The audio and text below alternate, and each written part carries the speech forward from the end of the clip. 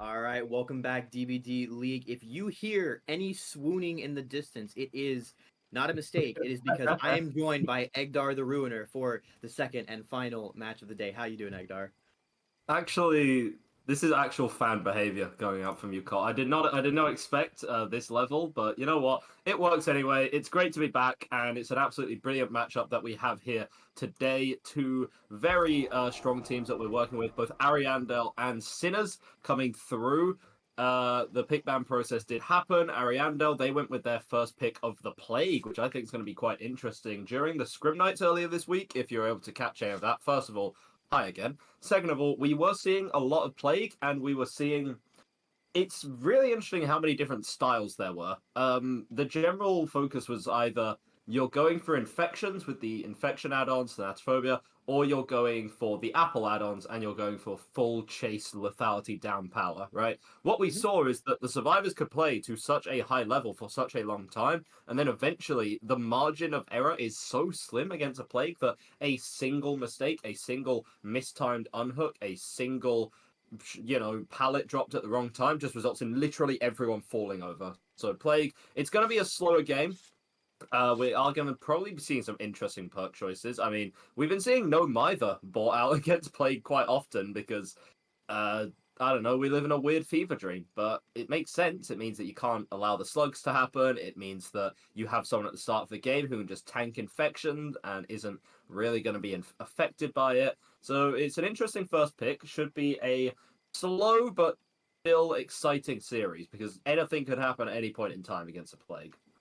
Lest we get ahead of ourselves, we will be starting off with the artist set, I believe. Yes, so it will be the Sinners pick, which was artist. So Sinners picked artist. That will be our first set. This killer is on Wrecker's Yard, which we've seen a fair bit of before Egdar joined us. We had that Unknown set, we had that Spirit set, both on Wrecker's map. We're going to be seeing a lot of today. And so, yeah, with artist, it's I'm gonna be real.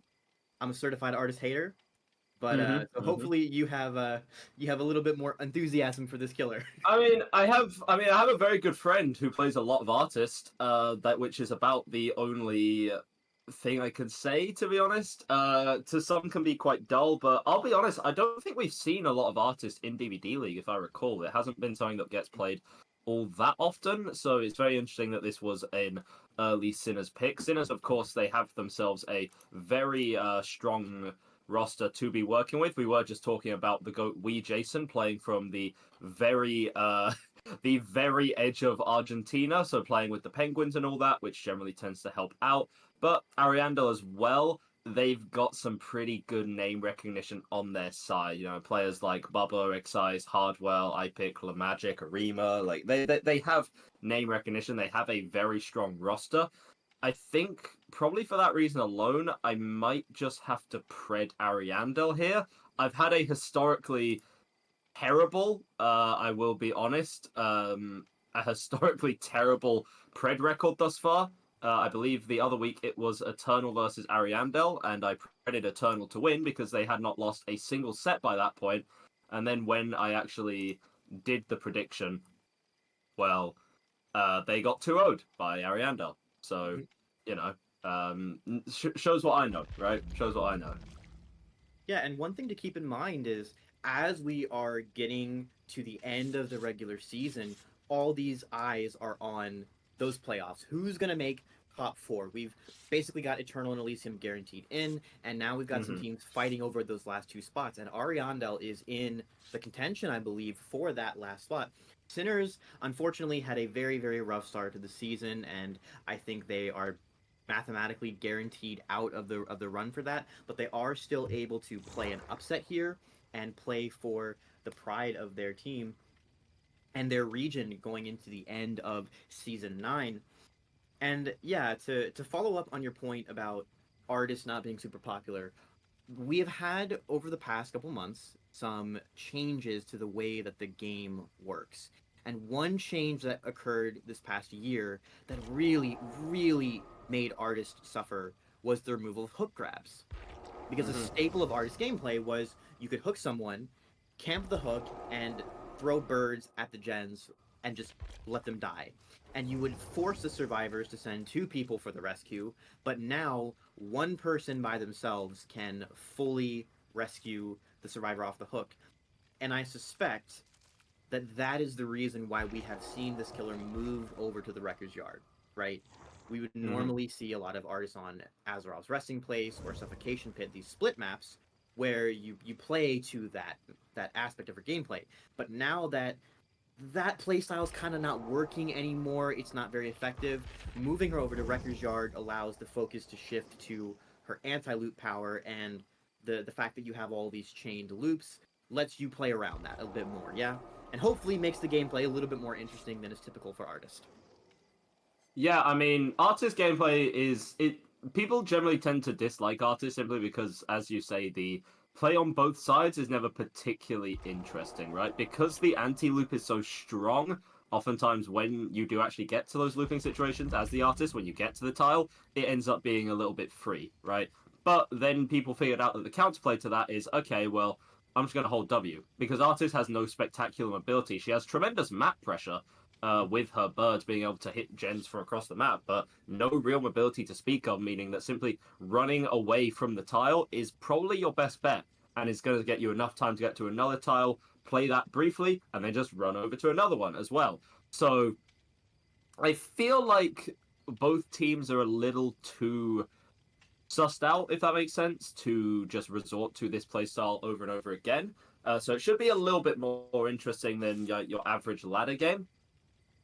However, we do also have some very strong kills coming out. I believe that from the Sinner side, we'll be seeing Wee Jason on the Artist. Do you know who from Ariandel will be playing the Artist?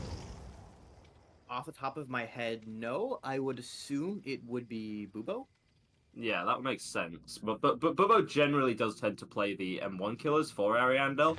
Artist falls kind of within that M1 cat. Is 115, is an M1 killer, but some teams do opt to have kind of a more specialist player on that role instead. But we are keeping things smoothly ticking along because we are actually going straight into our game. So the question's about to be answered for us, perhaps. Mm-hmm.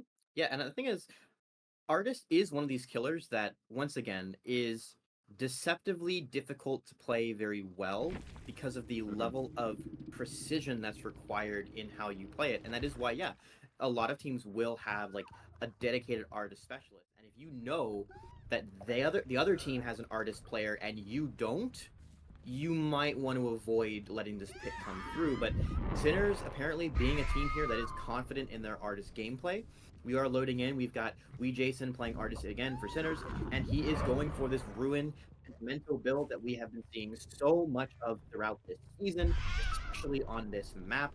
And we'll have to see if it will give him some value. We were mentioning the camping strength of Artist earlier. One of the things that you want to avoid above all as a survivor here is, if you break that Ruin Totem, do not let yourself die near it. Being camped on Pentimento is brutal.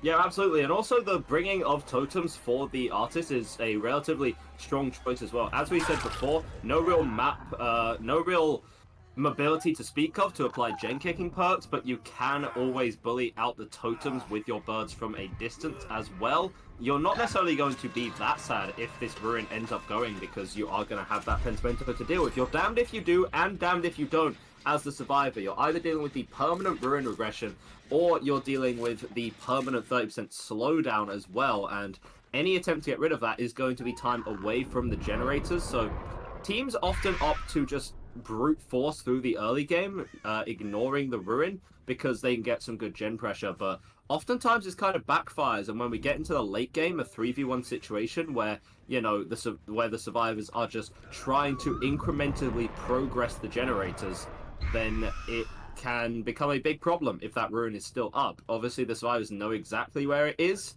in the shack. It's been called out already, so there's kind of an active decision right now to not be getting rid of it and to just work on the gens instead. Gonna see whether this bites them in the bites them later. Yeah, we saw a little bit of family friendly stream, right? We saw a little bit of straightforward macro earlier. Hardwell accepted his death. He just ran straight to the corner of the map.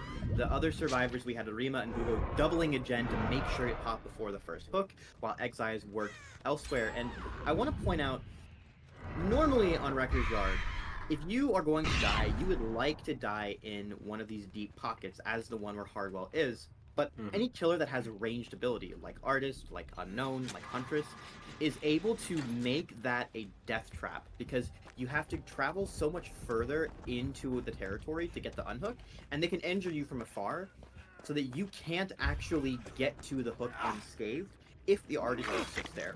So we will have Jason leaving the hook that will allow Hardwell to be unhooked, but he hits second, so he is now vulnerable to being tunneled out here, as the bird drops down on the pallet, will miss him. A very nice micro movement to avoid the tag, and Exize is here to cover for his teammate, to try and get him at least somewhere safer, as a third gen is being cranked out by Arima in the distance, and presumably also Bugo has got some progress too, as Exize will be taking the down for his teammate. Hilariously enough, that Calm Spirit down will never not be funny. The lack of the scream, just a subtle switch noise. But Hardwell has crucially made it to Shaq and will be able to drop that Shaq pallet. 4 gen pop. Yeah, that's another gen. Yeah, another gen flying over on the other side of the map. Gen pressure has been exceptionally strong for these survivors currently. Going to be dodging that bird as well. Hardwell delaying the execution for just a little bit longer, running into the deep pockets of the map, as you were saying before, to draw the pressure away from the generators. Allows the pickup to come through onto Exize. And again, the gens on the other side of the map still being pressured right now. Hardwell only has so long to work with in this chase, can only survive for so long, but is doing a phenomenal job for the time being. But that pallet drop right there could spell disaster. And yeah, it will. Survivors are opting to get the reset onto Exize, so playing it a little bit safer. We have 50% over on this generator by the side here. Relatively close to the unhook, so it's going to be pressured out relatively quickly. And Bubbo is... Someone tells me that these are just, you know, figments of Bubbo's imagination, these birds. Yeah, I think that's a spectator bug. You can see on the UI that he's not swarmed, and also because of the Severed Hands add-on, when Arima ran right next to him, he would have been swarmed as well. So, you know, another day, another spectator bug found. I don't think I've seen that one before, but we will have Arima taking the next Jason near his gen, and he will just take that M1 and get as far away as he can, as Jason not interested in committing. There is a loose gen spread kind of here between Shaq, where Hardwell was hooked in the beginning, and where Arima was working. And Jason wanting to let his Ruin regress those gens, comfortable with how they are right now, and will decide to go ahead and give Arima a little bit more attention. He's got an edge map filler palette to play. Not very safe against Artist, not a whole lot you can do. That will be the down onto him, and the 4th hook stage coming in, and maybe with agitation, Jason will be able to drag him closer to that gen spread. Will not go for it. The spectator bug is still there. The birds aren't real, they're all in your head, guys, don't even worry about it. But yeah, Bo's going to be continuing to try and bully out this gen, but this is what we were talking about earlier, where when you get to the 3v1 situation, the Ruin still being up is actually a serious problem for the survivors have to deal with, and they don't seem intent on getting rid of it anytime soon. When you have the 3v1 scenario, it is so easy to keep every survivor occupied, such as being done right now, because Exize had to go for the save on the onto Arima, and Bubbo is now in chase, so isn't able to work on any gens either. And suddenly the Ruin is getting an immense amount of value. Whether this last gen is actually going to be able to be completed through it is a problem. Looking around at the 3 gen that we have, it's not exactly the most superb 3 gen in the world, but it's still pretty damn good. And also you're on the Artist, who, you know, you got 3 birds, there are 3 gens left. It's kind of simple to figure out what you can do with those resources, right? There is going to be Exize trying to run the edge map as well. This is just to buy time away from the generators to allow Arima and Bubbo to continue work on them, but they're not actually working on this generator. They could be resetting in a corner, or they could be working on this gen furthest away from Jason. We're going to have to see what it is. And yeah, okay, they are opting for the reset. Probably the mature play, the one that your, you know, grandparents would like. And I don't even think Jason knew that a stun was happening there, but hey, it happened anyway. That's a new life goal. Get my grandparents to VOD review. Yeah, and keep in mind, I think this Ruin Totem's placement is very crucial here. The fact that it's in Shack and the threat of, okay, maybe we successfully cleanse this Ruin Totem, but what happens if Pentimento is right next to all of our gens? That's probably a Yeah. big consideration for the survivors, is whether or not they want to cleanse that. They probably decided that it's just, they're better off playing around Ruin than playing around Penti in the same situation. With the game being played out relatively slowly, and the spectator Ooh. bug still on Bubo, I swear. You The know, birds! I had the pleasure, let's call it, of casting a separate artist set yesterday. I made this joke then, but now it's more true than ever. Birds aren't real. That is correct, as we well know. Well, the thing is, Behavior invented birds just so they had an idea for the artist, right? But enough about that. There is going to be pressure from Jason. That's a bird which is going to be hitting a gen and the totem as well. But it seems the survivors have fully committed to not going for this totem. Now we have a brief window of opportunity for Excise and Bubbo. They are probably going to have to be doubling up on a generator if they want any hope of completing anything right now. But I think last time we checked, that corner generator was at about 40% or so, as Arima is going to be running through an Excise, not actually feeling safe enough to be pressuring out the gen. And yeah, you see here, the gen before, which before had so much progression on it, about maybe 60-70%, now all the way back down to a solid 20 or 30 as well. Now Bubbo is going to be bullied off the gen too. I simply don't see a world in which the survivors are able to complete another generator here, with the Ruin being where it is, and the pressure being so immense, every survivor injured, only 3 left, constantly having to reset. I simply don't see a way for the last gen to get completed here. Yeah, you're absolutely right. We have a window of opportunity. It's on Bubo. But run to the yellow. Run to the yellow.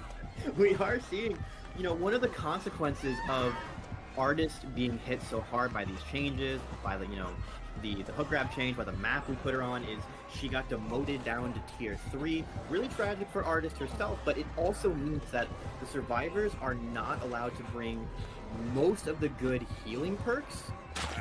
So that's making these resets, especially in this game in particular, so much more punishing. You have just a lot more time to actually do that.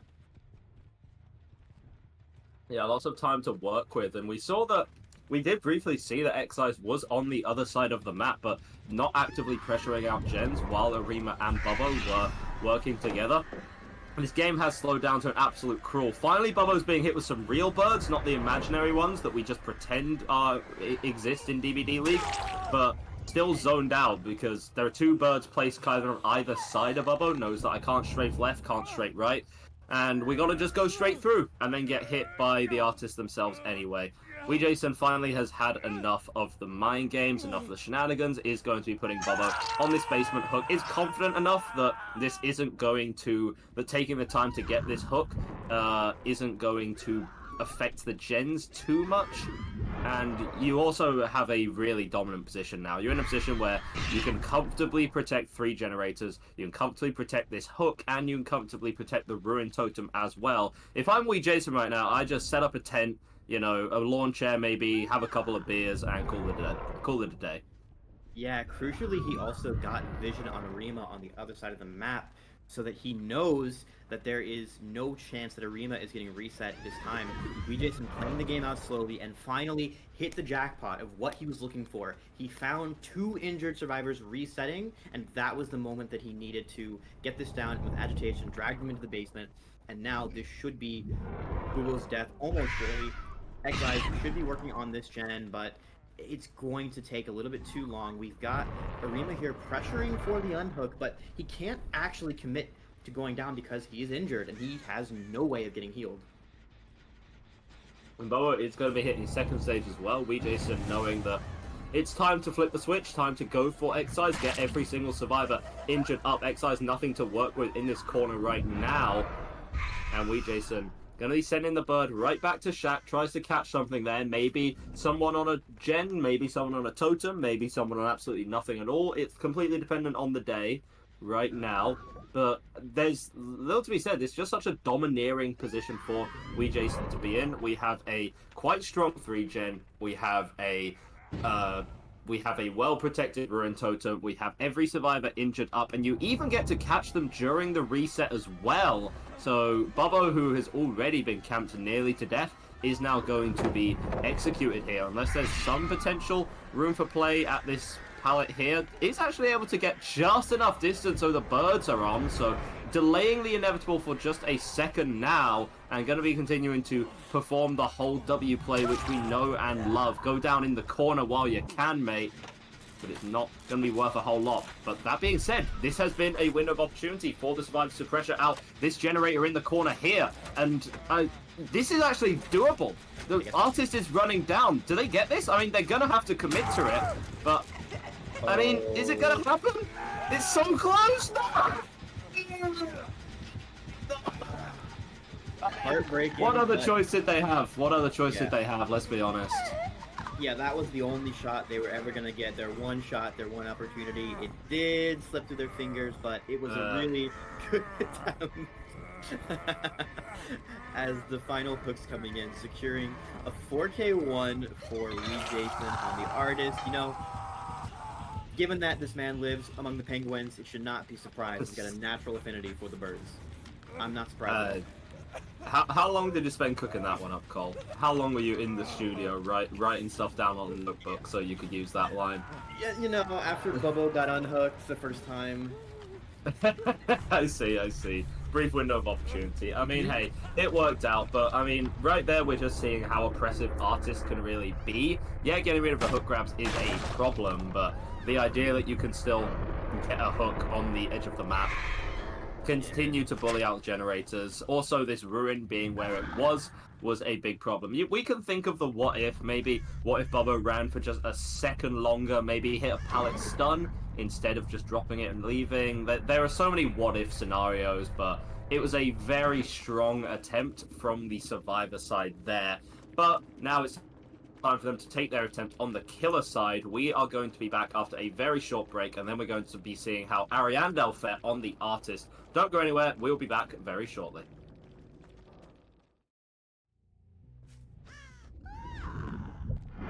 Hello everyone and welcome back. And it turns out that we were wrong. It was not Bubbo that was going to be playing the artist, but instead it is going to be iPick with one of the flashier artist skins in the game as well. So definitely styling on the survivors a little bit here, but style is only worth so much unless you can't actually get that first down nice and quickly. Jason is going to be tagged up by the birds briefly and is just going to be running it over to another loop. So going to this extra tile, standard play, once again joined by Cole, who's obviously feeling very good about this series thus far.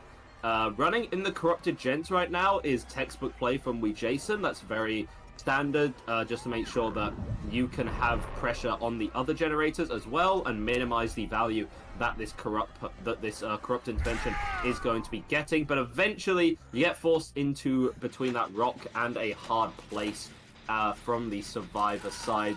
They are going to be actually doubling up this gen over here, which gives them some tremendous early game pressure, but could come back to bite them in the mid game. Oh yeah, this macro is an exact mirror of the previous game, although the hook position is the opposite side of the map, but still, the player runs into the corner of the map, gets hooked, one set of survivors doubles the gen, another works separate gen, so we've got one gen popping for this first hook, exactly as we had before. We'll have to see if it will progress the same way. Now, that ruin placement might actually matter a fair bit, depending on where it is. In the last game we saw, well, the ruin totem is in the middle of the shack. No one wants to cleanse it because Pinameno is the real threat here. But this ruin totem is a little bit further removed. There's no good gen spread around it, so the survivors of Sinners will have that option to cleanse that totem later on if they so choose. It does not appear likely that they have seen it. Perhaps Phenom saw it on his way here. I pick now trying to get that shot onto Jason. Now everyone knows it's here. Jason goes down and Phenom is around, so possibly in danger of getting attacked here. It should be a hit onto iPick as well. And he will be getting distance away from this as Jason will almost surely get picked up again and hooked again as a second generator is completed for this down. But now iPick with agitation able to drag Jason into the basement and put himself in a situation where he can pressure even more generators throughout the map and always return to that basement to make sure that Jason dies. It's a position of power whenever you can get this hook in the basement. It's center map, which for a killer like Artist who can pressure. I say pressure out gens, but forgetting about the stairs there. Happens to the best of us, don't worry about it. But yeah, while you can pressure these gens from a distance, being able to kind of camp in this mid-map is going to be pretty strong option for you. And again, because it is basement, you don't have to necessarily be right on top of it to effectively camp. You can leave, recognize that someone is entering that basement, and then that you have a good 10 seconds or so to get back to the basement in time to actually pressure out the unhook as well. But right now, it doesn't seem like iPick has any intentions of letting Wee Jason go. Is going to keep him locked up in the basement, nice and tight, nice and safe.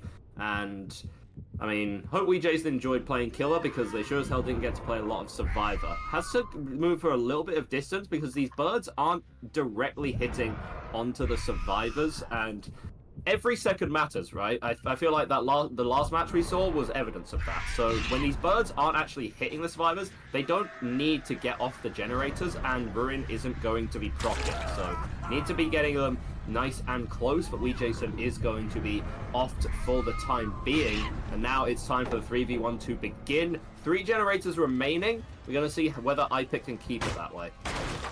Yeah, 3v1 with 2 injured survivors is a little bit rough. It makes it, okay, we've got 3 gens popping. That is a good sign. They only really need to pop 1 more gen in order to reach a tie condition.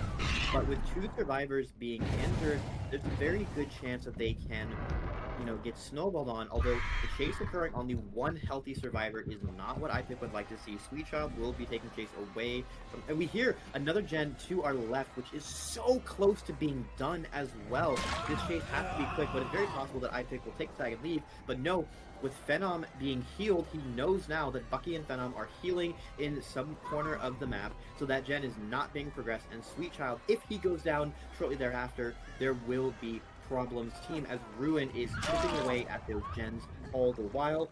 Now Sweet Child will be going down and picked up with agitation, carried to a better spot than this edge map, as Bucky and Phenom have split up to try and find different gens to work on.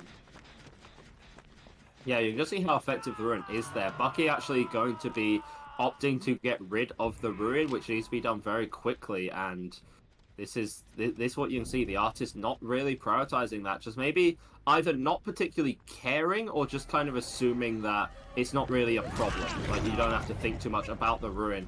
Phenom is here for the unhook. It's just going to be a trade out. Ruin is now gone. iPick does have the backup in the form of the Eruption, however, with the lethality that the Artist possesses, you aren't necessarily too upset about that, right? iPick does have this agitation, wants to be using it to bring Phenom all the way into the basement, a very defensible, protective location, as we said earlier. But getting rid of that Ruin could just be the difference between both these teams right now, because now any progress onto this generator, if it wants to be stopped, you can't just rely on throwing out these birds from a distance. You have to actually get all the way over to it. And you can see Bucky just doesn't give a damn right now. Just going to hop the locker for a second, recognizing, actually dodging the birds right there.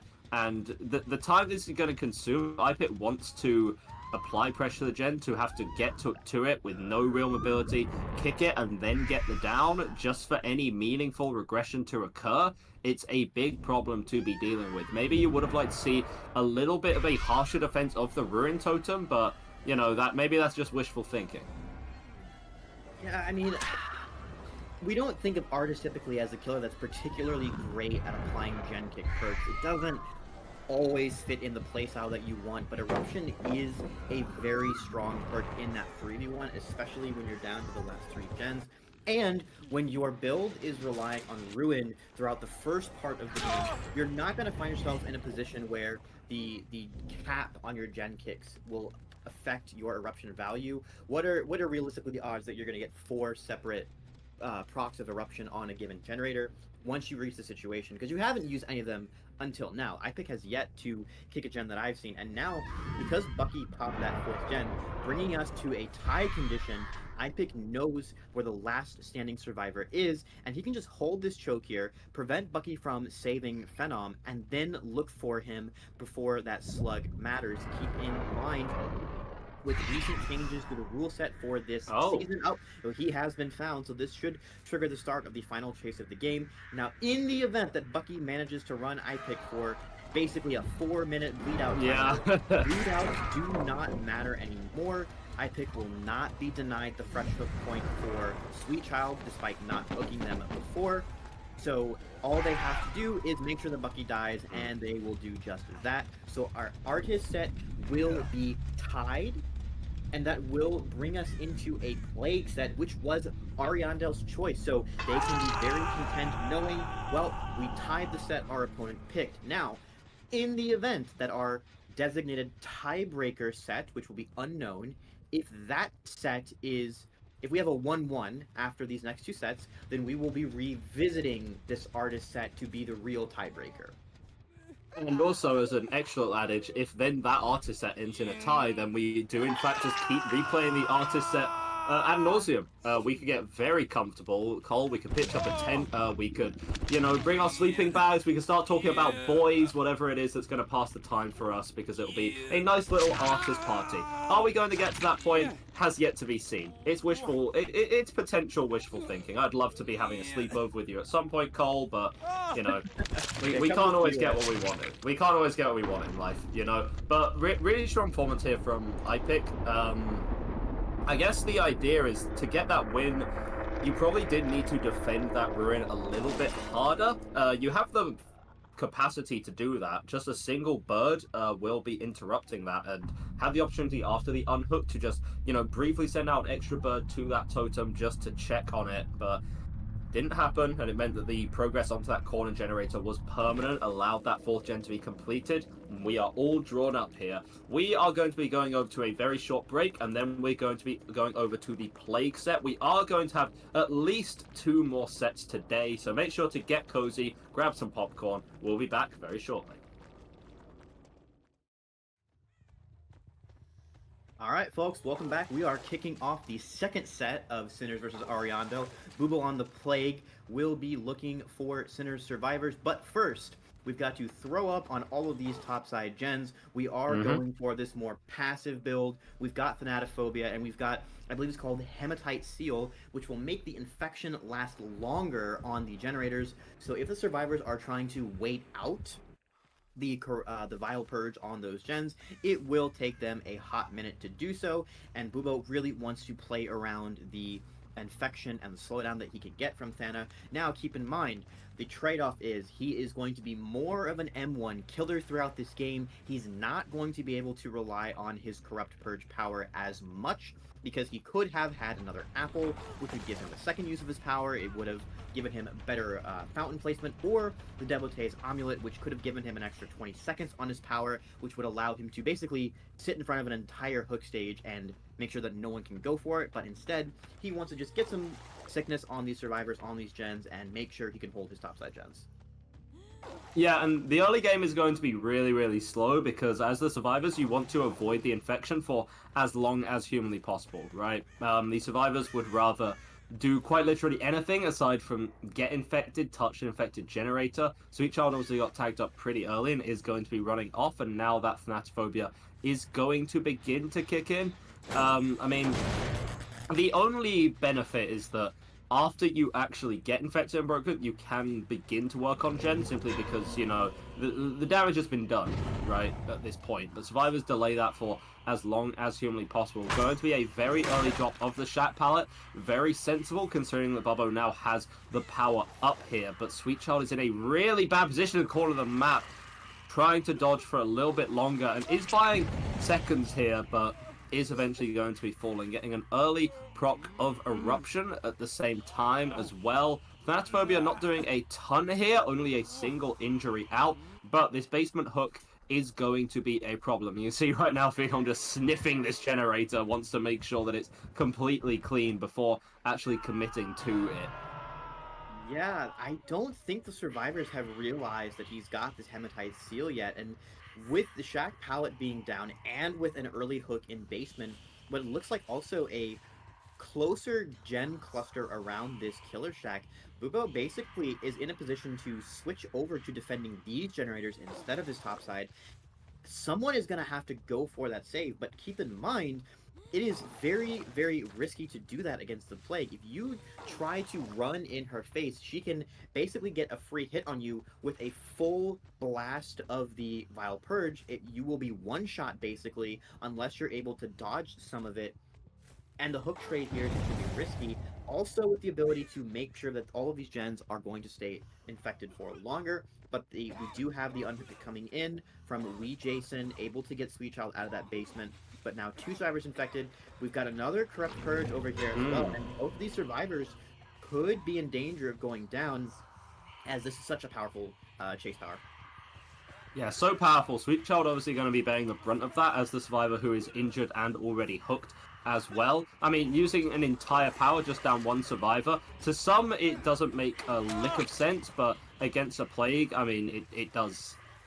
To some it doesn't make a lick of sense, but when you're able to secure your first kill with it, that is the most important thing as you're playing, whenever you're playing killer, right? Wee Jason actually going to be taking a hit there, trying to get the survivor off the hook, but I don't think it's going to be happening instead. Agitation, simply a little too strong right there, and now that's not really a great scenario for the survivors. Wee Jason, I suppose, was going to be injured anyway, so it's no harm, no foul, right?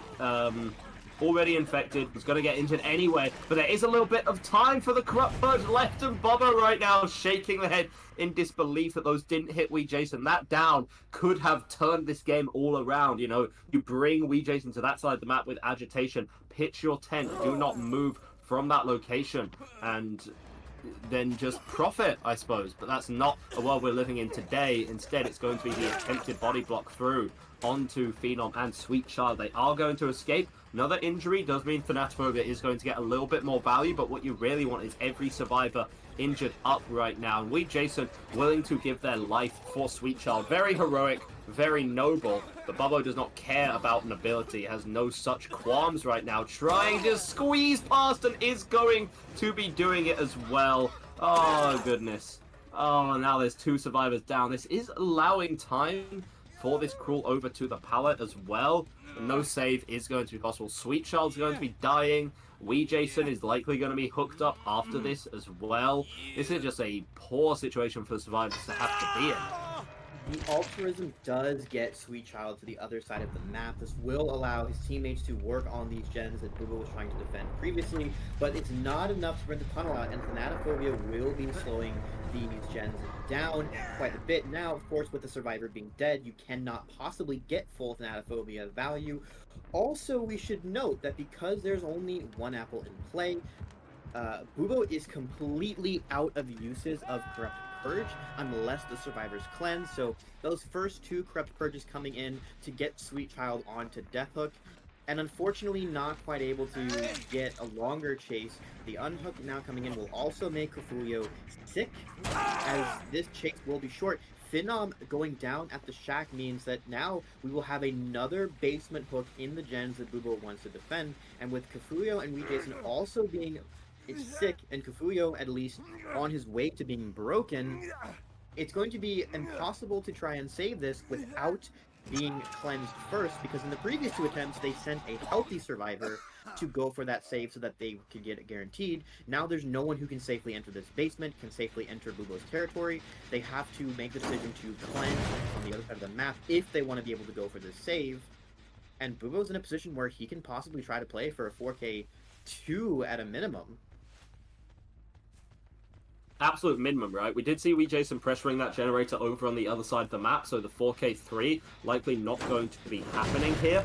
Bubbo is very happy to protect this gen split, and now that you have your gens kind of all on lock, this is a very nice 4 gen to deal with, and they're close together, and you can apply Eruption to all of them. Plus, every survivor is injured, so you're going to be quite lethal in that sense. Downs can come through just any second now, but they do actually allow Kafulio to get this unhook relatively for free. Can we see where the Kafulio is going to get injured up soon for this heroism, I suppose, but seems to be just fine for the time being. Chase is going to be coming through onto Phenom, is definitely the wanted target right now, and you have no chase power to work with, so you just have to play this tile fully M1. And against the survivor the caliber of Phenom, that just isn't going to be working out here if you're Bubbo. Oh yeah, we now have peak DBD gameplay. It's M1 chase on Suffo Pit. It's not a trapper, it is a plague, but you know, that's only a win in my book at least, as we will be playing around Shack. There's no Palantir, so we only got a window to play. That's the second vault in chase. Third vault, it will be entity block now, and that will be Head on going down once again. Back into that basement once again. Eruption coming in will slow down these gens a bit more. We have it at 4K2, and Eruption will also show us this survivor working on a generator, so we will know to go there immediately after and make sure that we do not lose one more gen. 4K2 would be a brutal win condition to try and play. Is Cthulhu not broken yet? That's an interesting thing. I mean, I feel like Cthulhu has been infected for like 10 days at this point. 10 days and 10 nights, and it's still just chilling right now. I wonder if it's a spectator bug, because surely it's been long enough. Possibly. Now, yeah. The rate at which you get infected is dependent on like what you do. So in his case, right, he's just walking around. His infection will actually progress very slowly. When you run, when you work on gens, things like this, your infection actually builds up faster. So it's possible that the reason he's not fully infected is because he's just been vibing on this map, you know? But Blue now has the option to camp the survivor and camp the gen. They cannot possibly get another one of the gens done in the time it takes for Jason, for Phenom to die, but Jason will commit to a 1-for-1. Eruption triggering once again. Bubo looks like he might try to just go for this hook on the same spot. Yes, indeed, and why not? Why not, indeed? You know, he doesn't. He could have gone for the tunnel out onto Phenom, but I think he just doesn't want to leave his territory too long. He might have to go ahead and check on these remaining gens, because Cthulhu, who is now actually broken, by the way, has worked his way towards this gen in the far corner by Shack, I believe, and that means that he can be working on that, although that's actually getting dangerously close to being finished. Yeah. Cthulhu's not gonna give it a gander. He really wants to hold this hook, and that I think Cthulhu's gonna be able to pop that. We're gonna go down to a 4K1. Yeah, 4K1, and this is really surprising right now because Bobo opting to play safe and kind of get this camp out onto Wee Jason, but not looking at these generators is always going to be a problem. Not applying that eruption, not getting the regression on through. You're looking at damage minimization for the survivors right now. You know that getting everyone out is just wishful thinking at this point, but the fact that you're able to do another gen over on the corner of the map, I mean, that is the primary win condition of DBDLeague, just recall that. So doing these gens is always going to be a big deal. Now we are in the 2v1 situation. Phenom is currently dead on hook. Cthulhu has had the privilege of not being hooked yet, but with being injured up, 2 survivors left in the map, and none of these gens with any amount of meaningful progress, I mean, it's just likely going to be some kind of attempt at a hatch play, to be honest. Phenom is actually going to be cleansing on the other side of the map, however, so giving the survivors maybe a little more breathing room for the time being. Yeah, I mean, if we keep an eye on what this map looks like, I don't think I've noticed any exit gates on the Shack side of the map, which means that if we get into a situation where it is a hatch game, which is a lot harder to do against Plague, mind you, because she does have this ability to track survivors that are nearby, thanks to the glowing green and the fact that they are, you know, coughing and throwing up and everything. Sounds like a them problem. Yeah, sure, but it will be the Plague's problem if she wants to close hatch and both of her gates are on the other side of the map and she has to walk all the way there. She doesn't have no way out, anything like that, so she basically has to make sure she gets 2 slugs before closing that hatch, because it will be impossible to get to the hatch and also close that gate. But she has found these survivors are insistent on cleansing, but she's now got a bunch of corrupt purges and she has the time to go and gather them. And with that last cleanse, now she's going to know, based on the location of the white pool, where that last survivor was when they cleansed. But she's going to check out on these gens, I think, first to make sure they're not close before going to try and find Ace and secure the end of this game.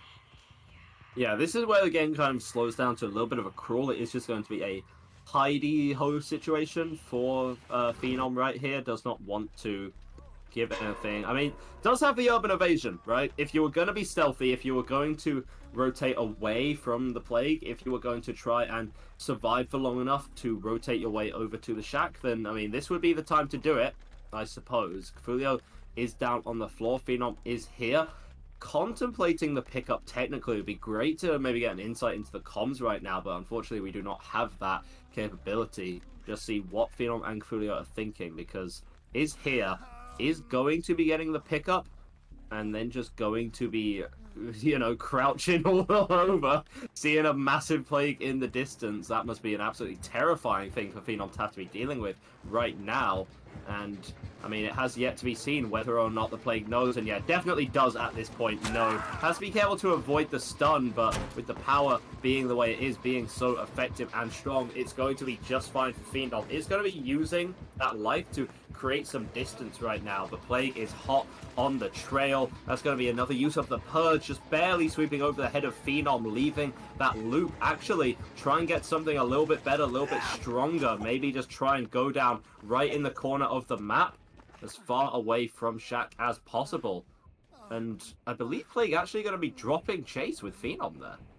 Yes, I think she's going to want to try and get both survivors sick to make it easier to track them and so on.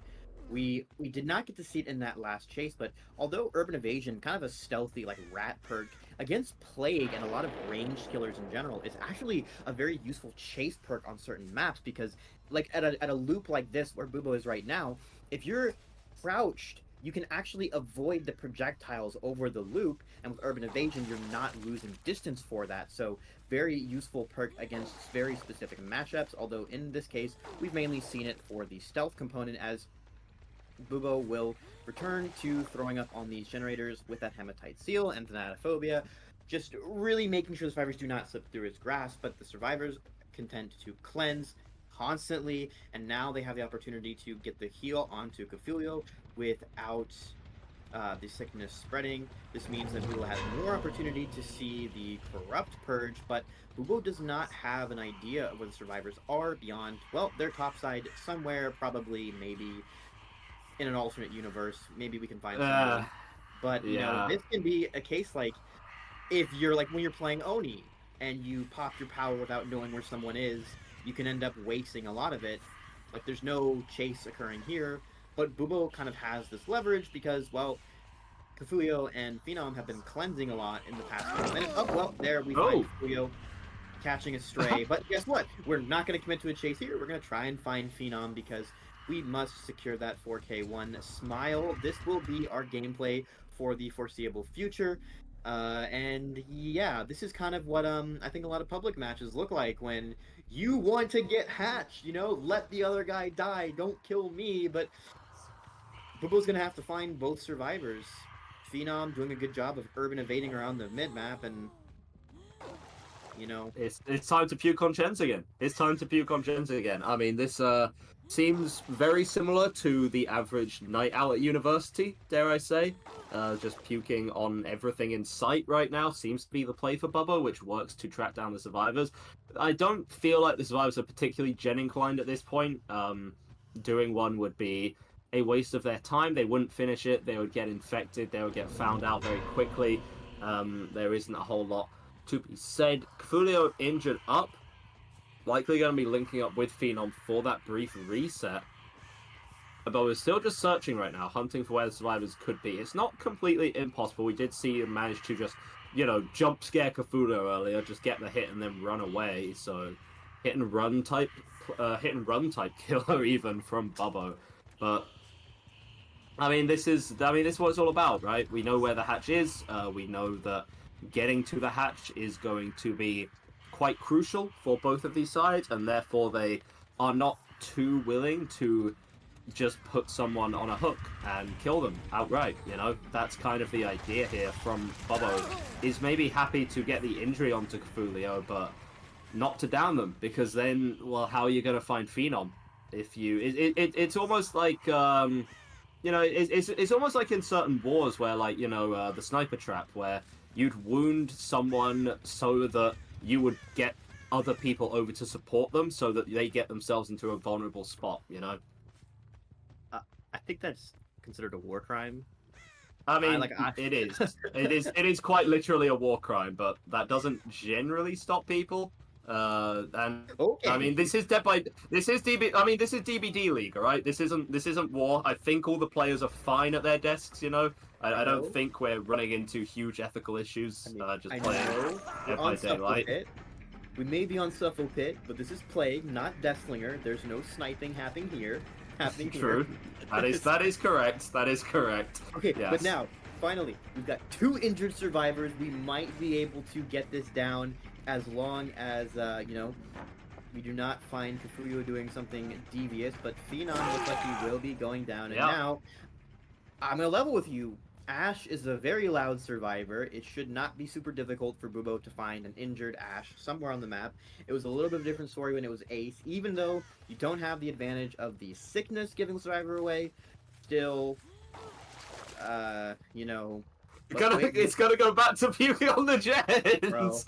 Gonna go back to the gen pressure, because you never know if Cafulio was secretly working on a generator this entire time. What we're seeing, I feel like there's a quote that I quite like here, is Cafulio has actually been found out to get the pickup is going to be going down, but now you know exactly where Phenom is, and suddenly, finally, we have some content to work with. The stalemate is over, and Phenom is going to be running it all the way over to Shaq, but there isn't a lot to be said and done here. Most of the pallets over here are gone. There's a corrupt purge, there's a corrupted pool right there, just in case there's no pallet in this Shaq. Good vault here from Phenom, but Shaq without a pallet it's still strong, but it's by far not the best loop in the game, and it's eventually going to be mine getting out here. Well played, Bubbo is going to be securing the 4K1. Certainly went about it in a methodical manner, I believe is the polite term which we'll be using, but a win is a win at the end of the day. The players are playing to win, and we can't exactly blame them for playing the game within its rule set, you know?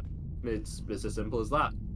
And is also going to just be dunking on the hatch, just for good measure. I think, on behalf of the entire viewer base right now, you can just hear that massive sigh of relief. It's over. Bro, like we've seen Dredge 4K1 Slugfest gameplay. We've seen, I think, some Blight Slugfest 4K1 gameplay. Plague rolls up like, hold my beer. Yeah. Basically. What? I have no idea what Bubbo's doing. Is Bubbo maybe thinking that there's an adrenaline play? Is adrenaline even allowed against? Yes. Maybe that's... So Bubbo is being extra cautious, is not shutting the hatch in case adrenaline happens and Cafulio pops up right next to an exit gate and opens the hatch.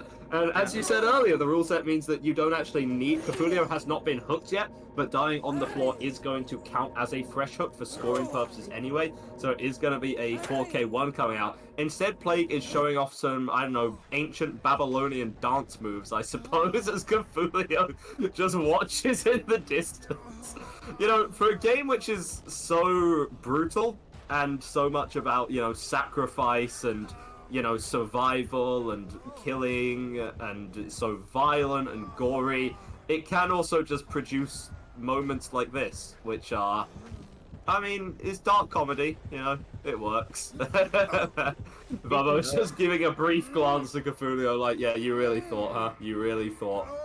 Speaking of rule sets, unless it's changed, we do actually have some niche rules to address a situation like this, where because you can have, like, the standoff where, oh, the hatch and the gate's on a split map, there's a rule where the killer has, I think, 5 minutes to kick the hatch, long enough that the survivor could bleed out, but not... If the Cafulio was standing, you couldn't sit there indefinitely. You would have to let them get the gate. And then once the gates are powered, the survivor has, I think, 9 minutes to try and open at least one of them. But so we actually have had this situation happen often enough. There are rules to address what happens so that we do not have a stalemate when a situation like this. Fortunately, Cafulio crawling to that hatch so that we can just get the game over with, move on to the second game of the set. It will be Jason's turn on the Plague to play out second game of the set and see if he can do better than that 4K1 after a short break.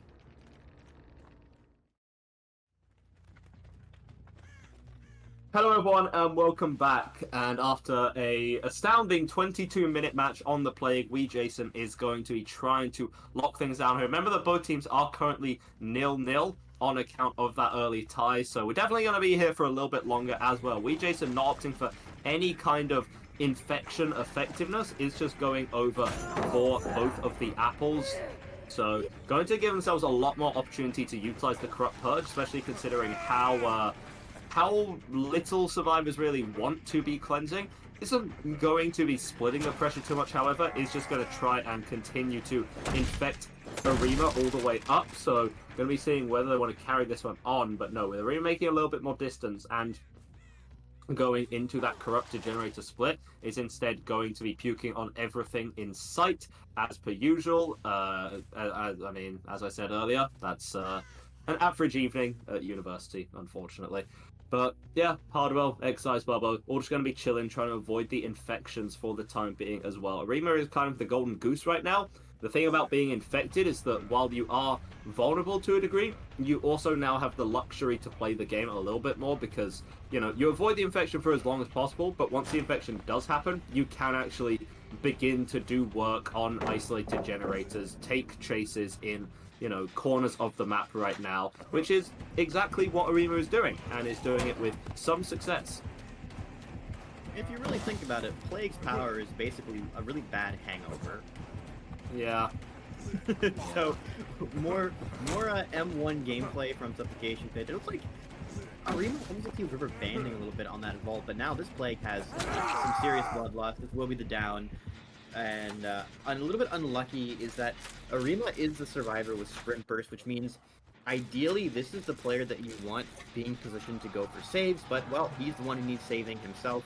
We do have a lot of split pressure on these gens for this chase. A lot of split pressure. Not giving a whole lot of value with only one survivor infected. And look at this gen spread. It looks like Jason does not have a good topside spread to hold where his hook is, as now we've got two gens popping on the other side of the map. Although, at least for him, well, Ruin is here, but that's not going to be more than a small consolation for him. He's trying to hold cross, trying to make sure that no one can go save Arima. Will go ahead and pull the first of his 3 red pukes with a double apple. And it's going to be difficult to get someone to cross to get that save, but Jason does see the scratch marks of a survivor who is going for it. A third generator pops, and now Jason taking a vantage point on the hill with that red puke will tag Hardwell. This could be a 2-tap, but he wants to make sure that Arima goes second. He's going to hold his puke here to make sure that there cannot be a second survivor. Egg's getting passively infected off of generator in the distance. Now a separate set of scratch marks tells Jason that there is someone who was trying to approach for the save. Does Arima hit second? He does just now. Yes. Mm-hmm. Yes, just about there. So I mean, kind of a ballsy play from Jason there to be leaving at that last second, knowing that there are 2 survivors within the vicinity. Beautiful hit through the window there. That's going to create some great pressure right now. But we're going to be kicking himself that one, but it's also just very good pressure for Jason as well, because you can get that hit on through and then just kind of, you know, leave. And now you have Hardwell locked down in this very corner of the map with Arima on the hook as well. This is a spot where Jason can apply some serious pressure. You know, you have Hardwell locked down in the corner, Arima on the hook as well. Like, yeah, I mean, you know that Hardwell just isn't really going anywhere, but it's actually allowing him to escape briefly, just really prioritizing the kill out onto Arima. He can't hook him because there's only one hook in this corner that Arima's on, so Hardwell just chilling in that corner can't actually be dragged anywhere. And if you decide to just sit there and hover over Hardwell's body, you're giving up your last 2 gens. He got out. And if you try and just pressure that, the survivors know we have to just pop the last 2 gens. We don't need to worry about getting out, so we can let Hardwell die in that corner. No one cares. As long as we get those last 2 gens, Hardwell now will be starting the main building generator. The other 2 survivors just trying to avoid the second red purge. Jason not having eyes on anyone yet, but he should be coming into contact with Hardwell shortly. And with the gens being split this way, they should be able to pop them. Actually, no, there's still 3 gens topside. Yeah, 3 gens topside, but you can see the pressure that's coming out onto 2 different generators. Down does come through onto Hardwell here, but the Plague recognizes that this is not something that I can be pressuring out here is just trying to keep an eye on all of these generators at the same time. Has the corrupt just about whizzing past Excise, doing the dodges, the jukes, where they need to be right now. There's a little bit of time left on the power, and is it going to be effective? I mean, to a degree, indirectly, you know, you don't get a hit with a power, but you force the dodge into the killer. It means that you can't actually make distance over to that shack pallet. Now you have 2 down survivors. You know that Bubbo is going to be coming through for the pickup, so you're running over to the other side of the map to try and get that pressure out again. And now we can begin to hear the heartbeat as the play gets closer and closer. Has a lot of pools to be... Still has a couple of pools to be working with as well. Is going to have this power online for just a little bit if they want to let it rip. Will be interesting to see where the corrupt purges actually are, and we can see right in the corner of the map, not in an ideal location. That is just RNG. None of the survivors have cleansed at any point in this matchup so far, but we, Jason, going to be trying to just make it work with just, you know, just an M1 and a dream, and it is going to be working through. Hardwell now has been picked up, so it is just trading back and forth, but you know how close you are to Hardwell, who isn't going to be able to get a pickup unbarring some kind of miracle. Has this pallet to play around. It is decent, and it does lead into that window quite well as well. So some nice chaining going on from Hardwell right now. Still has a lot of room to work with in the center of the map. Lots of the resources, lots of the pallets haven't actually been used up here, but for we, Jason, you don't really care too much about that, you know? Provided that you're able to just zone Hardwell out, then you're more than happy with that. Provided you're just zoning out the pickup, you can have this chase taking as long as possible. You don't really have a power to speak of right now, so you can just continue to get your bloodlust up as much as you really want to, but actually dunking the pallet and picking up Excise at the same time there. Now you've got 2 survivors to deal with. 1 survivor was fine to manage, but 2 could become 3 very, very quickly.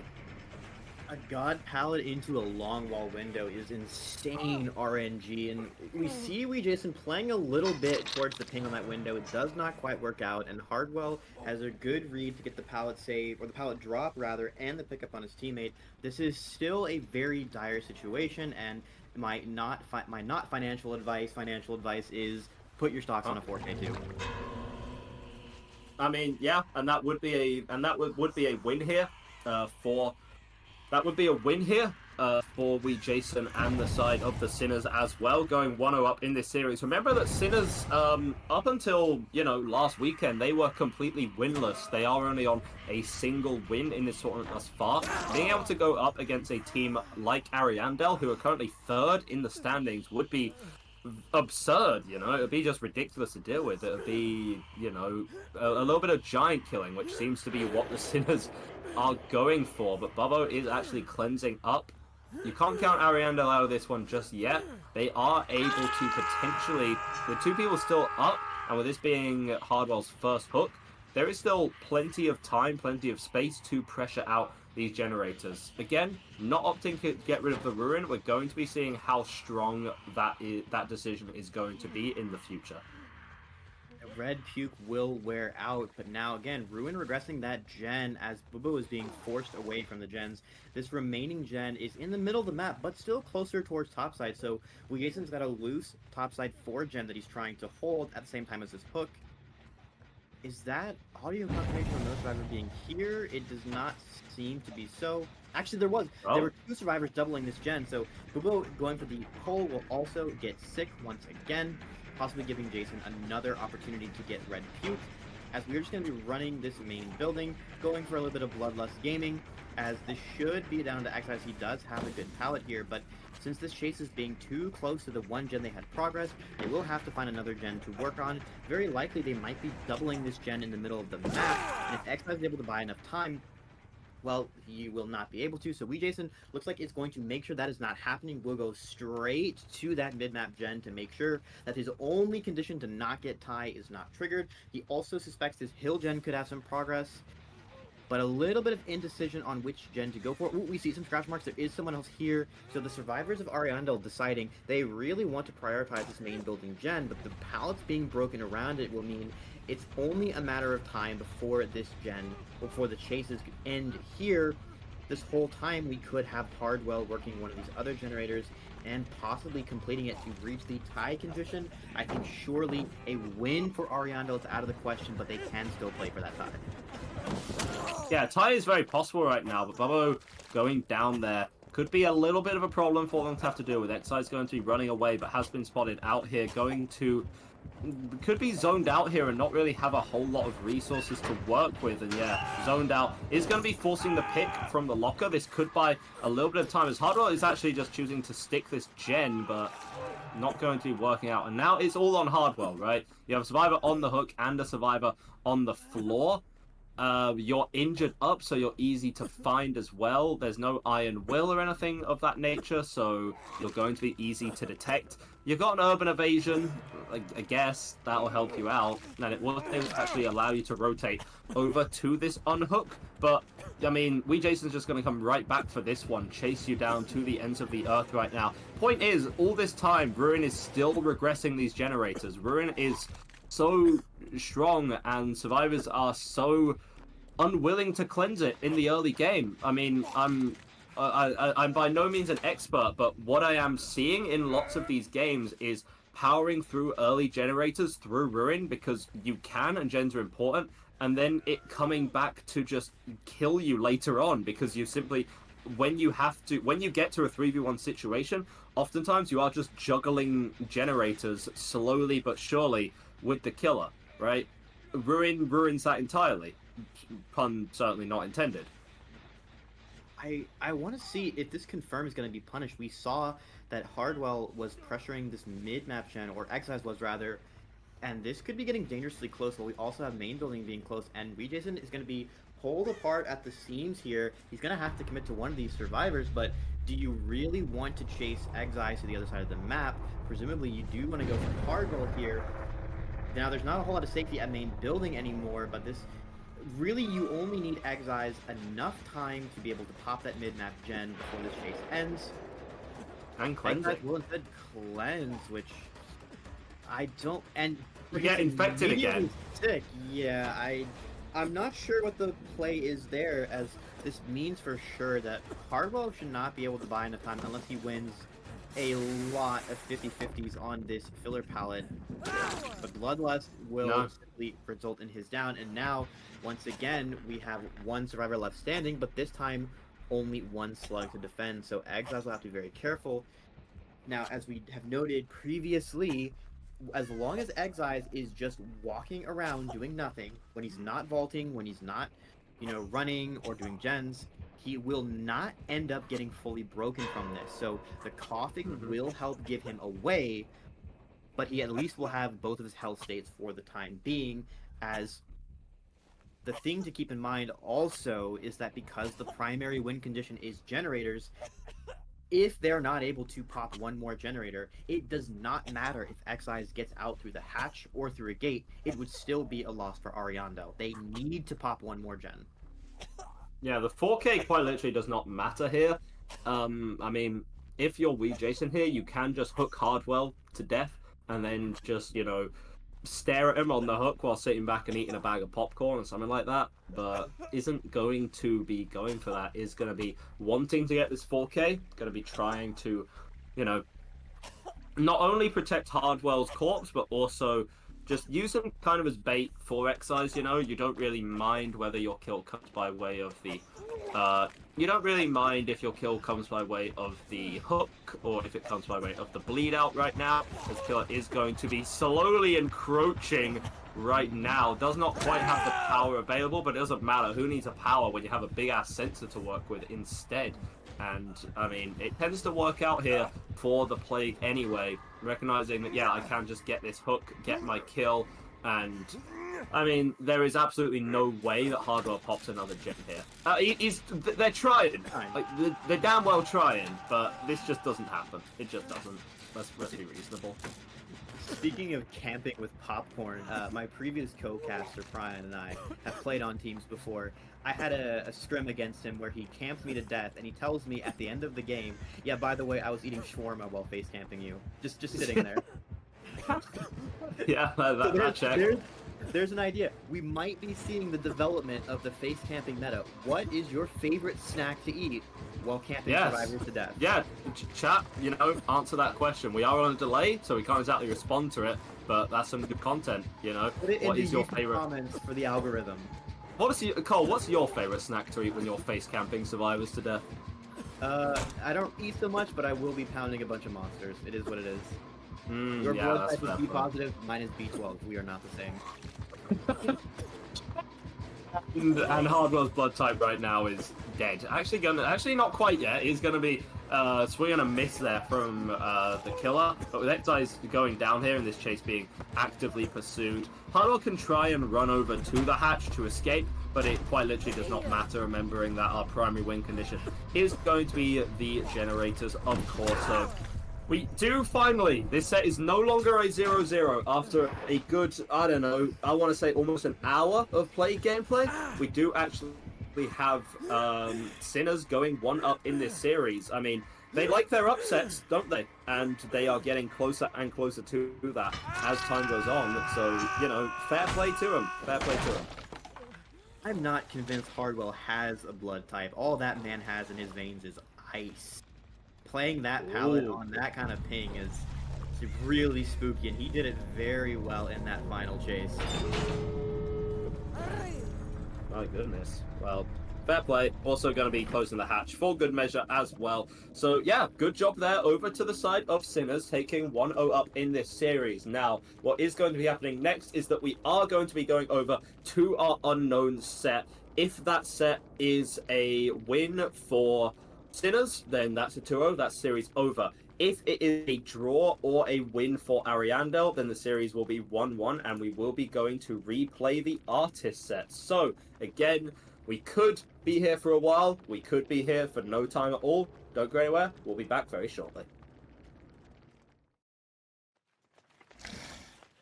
And we are back with some more Unknown gameplay. This is the tiebreaker set between Sinners and Ariandel, but because the very first set was tied, this will actually not necessarily be the proper tiebreaker. We need to see a win for Sinners to close this match out. Else, a win for Ariandel here or another tie will bring us back to Artist. So that is what we're looking for here as Jason starts his first chase onto Arima, who will be taking chase towards the shack. And there's a nicely placed UVX blast onto him, the shack pallet going down as well. Seeing some more Ruin Pentimento gameplay with Eruption as a backup. Both of those buttons go down. And we've seen so much 4K1 gameplay on Rutgers so far. Let's see if that trend will repeat itself. Yeah, and it's actually going to be Arima getting broken up there. Likely one of the add-ons that has been brought along here for Jason. And it's just going to get him into the corner of the map. So already off to a phenomenal start on the Unknown. Obviously, relatively new killer, so has been interesting to balance just a little bit. We have this gen being doubled up here. And, I mean, that's a good idea in theory to get that early game pressure. But with the killer so nearby, could be applying pressure to multiple survivors at the same time, which of course would be disastrous. That being said, Jason right now is content to just go for these UVX shots instead of hard committing to a chase, simply because you want Arima dead. You would rather get that kill through and over. Okay, well, someone got a little bit of range on their axe today. Someone definitely sharpened it up just a little bit, maybe extended the handle a bit. Unhooked scenarios, always going to be dangerous against the Unknown because of that splash capability of the UVX shot as well. Is going to go for the crazy snipe through onto Arima. Would have been a nice idea, but not quite executing with abandon. But already, this is a really good start. Ruin's still up. You have 2 survivors weakened, 1 that you're actively tunneling out of the game, 3 survivors injured as well. I mean, it's a good day to be an Unknown. Oh yeah, we have been seeing a lot of situations where survivors will double the first gen they want to pop on this map, and we can see why. How many of these Record Guard matches have we had where the game was decided by the fact that the last 3 gens were so close together, the killer could defend all 3, and the survivors were just not able to break that 3 gen no matter how good their early start was. So there's definitely an incentive to try and make sure you do not get into that situation later on. So the Ariandel survivors will be doing that, but still, keep an eye on this gen spread around Shack. Anytime you get a Shack gen on this map, there's a likely candidate for another 3-gen. As the Ruin being broken, now Eruption being put into place, and it remains to be seen if Jason will be going for an early Pentimento. Maybe he will want to wait until he can get a hook on that white totem in the distance, but right now he looks like he is want to keep Arima dying on hook. They will send someone for a save. This could be a 1-for-1. And this UVX blast will be the down and also the infection onto Arima, but he will just be M1 down. Final chase for Arima, very possibly here. Dodges the UVX blast. He will find a better place to die at a minimum, but he might have enough to work with to extend this chase. This is actually not a particularly safe filler palette, as we've seen, where the line of sight blockers from the rock actually makes the Unknown's UVX a little bit more dangerous, but Arima has nothing to work with here. You do not have enough distance to make that palette. And I'm just going to be going down with a whimper. Going down with a whimper there is Arima, unfortunately. We are going to be getting the pickup and the heal through onto Bubbo as well, but trading Arima's life for it means that is time the gens are not being pressured out. Ruin gone, but now you've got a Pentimento to deal with as well. We're going to know that it's online, and also going to know where it is, but this could create some problems for the survivors. It's just another thing they have to be thinking about, right? In a perfect world, of course, you get a hook nearby to the Pentimento, you're able to camp those both out at the same time, but considering how close you were by it and how you didn't really have to go out of your way to activate the Pentimento, it stood to reason why Jason would pop it right there. It's not the biggest mistake in the world, and does also have this eruption as well, and with a actual pretty clever decoy placement, so like hallucination placement, should I say, right there, means that you're able to get back over to the totem to make sure that you can defend it. And right now, it's starting to go from the defensive onto the offensive here just a little bit more. Has the magic in this chase right now, has got the UVX shot. What are you going to do with it, Jason? Yeah, speaking of problems, we've got 3 survivors left at 3 gens. Oh my god. 3v1. That was a hit. That was a hit. Jason, of course, playing along with the Penguins, so we are going to see some interesting hits going through. Let's just say it was probably fine on Jason's screen, right? South America to Russia team goes very hard. These pallets become super unsafe. As Lamagic has a similar kind of tile as we had before, it's not quite going to pay out. And Pentimento with Eruption also is a lot of slowdown. That's a broken effect because of the green add-on. As Cardinal gets injured trying to break that Pentimento totem, now he has to think twice. Jason will be able to carry the Lamagic closer to that totem, and with the hill nearby, he can guard his totem and guard his hook, and trying to pound out the little generator with a 30% slowdown is going to be brutal, especially since Bulo has to be the one to go for this, and injured and infected Hardwell does not want to be caught anywhere near the Unknown. A single UVX could be his death. Yeah, Hardwell just going to be so confused looking around everywhere. I mean, the Unknown, by design, is just such a disorienting killer to play against, right? You know, suddenly you've been hit with a straight VX shot and you're injured up, and then suddenly he's not exactly where you thought he was, turning around, like right there. You try and run over to that high ground, and suddenly bro just appears there magically, and you have something else to deal with. Bubbo did get the unhook relatively safely, so Hardwell has had a lot of time while injured to be working on a gen over on the other side of the map. Beautiful hit comes through onto Bubbo as well, recognizing that the Pentimento is where it's at, and yeah, the survivors are going to be able to bully a gen over on the other side of the map right now, and Bubbo just kind of playing very smart right now, recognizing that this chase isn't going to be all that long, all that effective, so instead you're just going to juice on the Z-Wall, the best tile in the game, as you well know. It also buys time for the Pentimento to go down right now, and interesting that there's not going to be a hook. Instead, it's just going to be pressure. You know that the Pentimento went down right there. You know the survivors are nearby. Hardwell is weakened up on the side of the map. A stray snipe kill. Jason, come on, man. Hardwell has a family, all right? And they might be watching the stream, and you just did that right in front of their eyes. You're a freak, man. Oh, my God. Jesus. And to make it worse, he does see the last survivor in the distance, so there will be no opportunity for this. The survivor's also been infected and injured, and another clean bounce. Jason does not miss with these UVX shots. Filthy. Just Absolutely filthy. mechanics. I mean, you say clean and beautiful. I say filthy and disgusting. But I feel like the idea is the exact same. It's a strong performance coming out. Jason, so proficient on this killer, has clearly been spending hours on hours in custom games perfecting these bounces. I'm sure of it. That's the only way to practice, right? But very strong play coming out there. I mean, at the end of the day, that snipe onto Hardwell made all the difference right there. I was a little unconvinced of not putting Bobo on that hook, considering how nearby the hook was. Would have only taken 5 seconds or so to actually get that pickup and the hook stage, but clearly Jason is simply psychic or something like that. Knew exactly where Hardwell was, tracked him to the side of the map, and then just hit a crazy cross-map blast as well. And that secures your 4K. Very clean. 4K2, pretty good result for the Unknown to deal with. It does put the Sinner Survivors in a great position for another series upset. And this time they could even take it in 2-0 fashion. Yeah, I mean, Jason has a perfect angle to go for a slug into securing that 4K. He takes it, he gets a clean mechanical shot, he sees someone else in the distance, he closes out the game, and it's going to be very, very rough for the killer, rather, of Ariandel to try and secure a 4K3. Even going for the 4K2 is going to be rough because it means you simply do not have 3-gen as a viable strategy, because the survivors, if they get down to that last 4K1 situation, they win anyway. They do not need to care. It is such a comfortable position to be in for the survivors of Sinners going into what might very well be the final game of the match. Yeah, quite possibly could as well. Phenomenal play coming out here from Jason right here. I mean, that's the Unknown for you.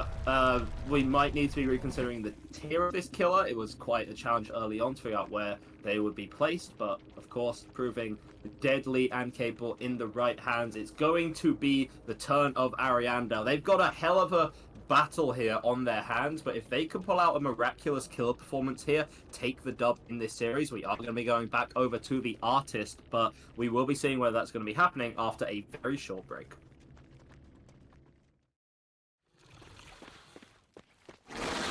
Hello everyone, welcome back. Everything has been sorted out. What we did eventually figure out is that iPick is just going to be replaying the killer set. What happened is that there was a no-fault crash. We saw the crash log. There was a staff member watching iPick screen share the entire time. There was no fault whatsoever. It was a drawable set, so we are opting to replay this one.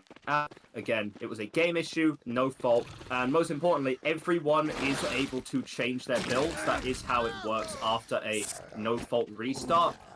Sinners on the killer sub, so Sinner Survivors are keeping their builds. However, iPick has actually changed the build, but it still fits within our balance. And right before I can even finish my sentence, iPick has gotten a quick down already, so clearly still keeping warm. The break hasn't had a whole lot of impact right there. But yeah, everything is sorted out. Trust us, we're chill. And this time, iPick's going to be able to secure a basement hook off of that first down, which is probably an ideal situation for him. Now, he still has a very rough win con to meet, so he is going to need to get some either...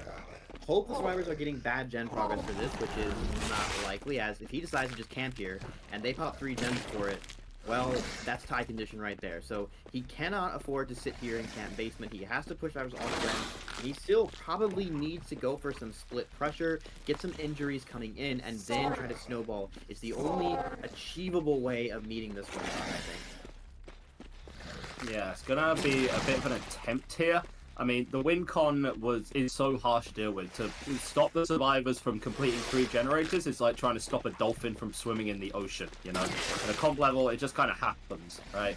And there's not a whole lot you can do about it. I think he's going to be constantly moving towards these generators to try and pressure them out. I mean, in terms of build change, the only real difference is has opted away from the Undying before, instead for the Agitation. Clearly worked out at the start of this game to get that early basement hook. Always going to be strong. It means you don't have to stay right on top of the survivor to keep them protected, because having to go down into basement is so deadly. Nice weaken effect onto Sweetchild from across the way over there. It means Sweetchild has to be a little bit careful of trying to bully out this generator in the killer's face right now, and the injure does come through onto Phenol as well. First gen is going to be popping. You're now just 3 gens away from Sinners for the win right here, but there's some absolute chaos being caused right now with a quick down onto Phenom to teleport back, meaning that the save cannot come through safely onto Cthulhu. If it does happen, it is going to be Wee Jason getting the exchange, but isn't actually going to be able to do it. Cthulhu is going to be dying at, what, 4 generators? No, actually, the save does come through at the last second. It is Sweet Child who does rotate in here, and the attempt to weaken there did come through. Didn't quite work out. Attempting to get the body block through, but not going to be working out. Instead, it's going to be a teleport. But right now, does not care about the life of Sweet Child. Instead, cares about life of Cthulhu. Is so close to death and doesn't have enough distance to run either. Very, very strong start coming out from Ipic right here. We have a second gen being completed, the pickups coming in, and some resets as well. I think pairing with agitation, so I have to be careful because you can actually get tagged this way. Yeah. Cthulhu will die on a different hook, and now I think teleporting into the basement, possibly trying to catch survivors off guard. And he will hear them? Yes, he hears the reset onto Wee Jason. A third gen being popped, so Sinners have brought us to tie condition. IPIC cannot afford to lose another gen lest Sinners win this set as well. Chasing for Wee Jason, who will not come into the pallet. Phenom is around. IPIC getting the UVX tag onto him. Maybe not committing for a chase, knowing that, well, Sweet Child may have popped another gen recently, but it's still another 90 seconds before it can actually happen. Phenom will dodge into IPIC to make the UVX flash only hinder him instead of injured, and now the teleport coming in. He wants to try and catch either Sweet Child or Phenom off guard. This is where he can get that chain slug, but he has to be very careful to make sure he does not let Survivor slip through his grasp. Yeah, especially because the Survivors are just going to keep pressuring out this generator, right? And it is also one of the Deja Vu generators, so it's going to be going a little bit quicker than Phenom, than Ipex, though I would necessarily like. However, being mind gamed out here, is Phenom going to be going down here? Forces the pick. This is going to buy time for Sweet Child to come over and get the pickup right in front of Ipic's face, but now you know where both of the final 2 injured survivors are, running in the same direction and both weakened up right here. I have a feeling that this is going to be a draw. I mean, one more generator for the survivors, certainly possible here, but with Sweet Child going down, and the TP as well! There it is. That's the draw, and as we said last time, that's going to be a replay on the Artist set. It's currently still 1-0 to Sinners. 2 draws in this series. I mean, both teams clearly very evenly matched right now. But also, Jesus Christ, Ipic, what the hell was that killer performance? That was, it was just such a good early game. Just deleted Cthulhu from Chase, put him in the basement, never relented, and there you have it. There's your win. Well, definitely rising to the occasion after that game crash brought in a new lease of life. It looks like the survivors of Sinners getting caught off guard repeatedly by these teleports. The chase is not paying out the way they would like, and that does give Isaac the opportunity to match that 4K2 win con that was achieved previously. So we will be returning to Wrecker's Yard yet again on this match for a replay of that first Artist set to see if we can get a winner for this match. I mean, something's got to give between these teams, right? I mean, Sinners is up 1. There is the strong possibility that it doesn't sound nice, but there is also the strong possibility that the Artist set is a win for... that the Artist set is a win for Ariandel.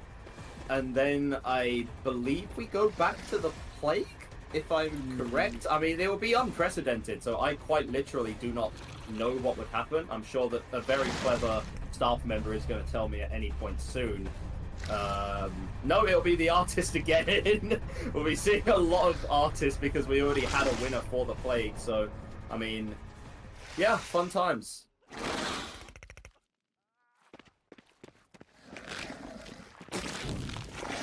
Course, but yeah, anyway, that is what we know for the time being. Turns out that we would actually be playing, yeah, if Ariandel wins the Artist set, then we would go back to the Unknown set. Remember that the Artist was a tie last time, and the Unknown is a tie this time, So we could be here for quite a bit longer, ladies and gentlemen. But that being said, make sure to stick around. It's clear that these teams are very evenly matched. We have a lot of gameplay still left for you.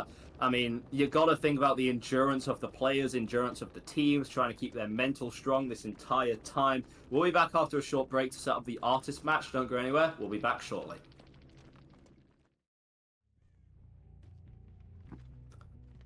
Hello everyone and welcome back to DBDLeague. Remember that we run a very tight ship here, and what we did have was duplicate perks. 2 adrenalines were in, so the penalty that has been applied to the survivors is they have removed that second adrenaline, and Jake is playing with only 3 perks. They just have to remove the perk. They're not allowed to replace it. The killer is allowed to change builds, hasn't opted to, but did have that luxury. And of course there will be a half hook stage penalty for the survivors side as well. So already starting down half a hook stage. It's now on iPick to take full advantage of that. Obviously losing perks is never ideal, but on the survivor side it's maybe not quite as crucial as it would be on the killer side. You still have 15 perks on your side to work with overall compared to 4 from the killer. Birds being used here to zone Bucky out into the corner, and they are able to repel the birds, get them gone for just a little bit longer, but eventually is going to be bullied into the corner there. Again, a double up on this initial gen, while Adam is working on this other one as well. So the gen pressure pretty good at the start for the survivor side right now. Not split, but still good. Absolutely. This doubling of the first gen on Record Yard, we've been seeing it time and time again. No surprise here. We have the third survivor, of course, working a separate gen. The important thing is going to be what these gen spreads look like into the late game. And also, because of this half a hook stage penalty, a tie is a win for Ariandel. So if you're playing for 4K1 on both sides, it is, of course, in their favor. So with the strength of the artist being in holding this 3 gen at the end of the game, that no longer being a viable win condition for Sinners will really bite. It is not a killer which is super efficient at snowballing, although the chase can be quite oppressive. So iPick is in a bit more of a comfortable position here, despite how the early game might have gone. He does also have a 3 gen loosely around this hook, including Shaq, so good luck to the survivors of Sinners trying to pull this one back. I mean, yeah, they are able to get this unhook here, and it is going to be a for the people play with iPick not entirely scouting that one out there, and Jason just trying to take attention away. I mean, there was a bit of a delay there from the survivor side. Getting that one off means that the injury just came through onto Bucky anyway, so now you have Jason broken, you have Bucky who is juicing their absolute mind out right now, of course, but ultimately that seemed like a little bit of a poorly executed for the people play. Jason not really getting a whole lot done with that, not protecting Bucky as effectively as they could have. It does buy a little bit of extra time for the survivors on the other side of the map to continue bullying out those generators, but ultimately not a great use of that for the people there. Yeah, they're going to need to touch this Shaq gen if they want to bring 3 gen around here. iPick is moving away. We have a second gen being completed. You really just want to make sure that you don't have an endgame 3 gen. We do see Bruin is split a bit far away from that, so that might not be in play. Sweet Child getting sort of loosely pressured here, as well as a bunch of explosions throughout the map. Birds being sent across the map. A little bit of chaos here as now iPick is returning the hook. We will have Venom pulling the last second. That will be a hit on him. It will be a 1-for-1. And we will also have a third gen being completed, as now Bucky is running deeper into the map. This is where he has spent basically the entire game. He's accepted his death. He will be playing edge map, just trying to die in a good corner, hopefully buying some time for his team to pick up the Venom, and also maybe get some progress on that Shaq generator.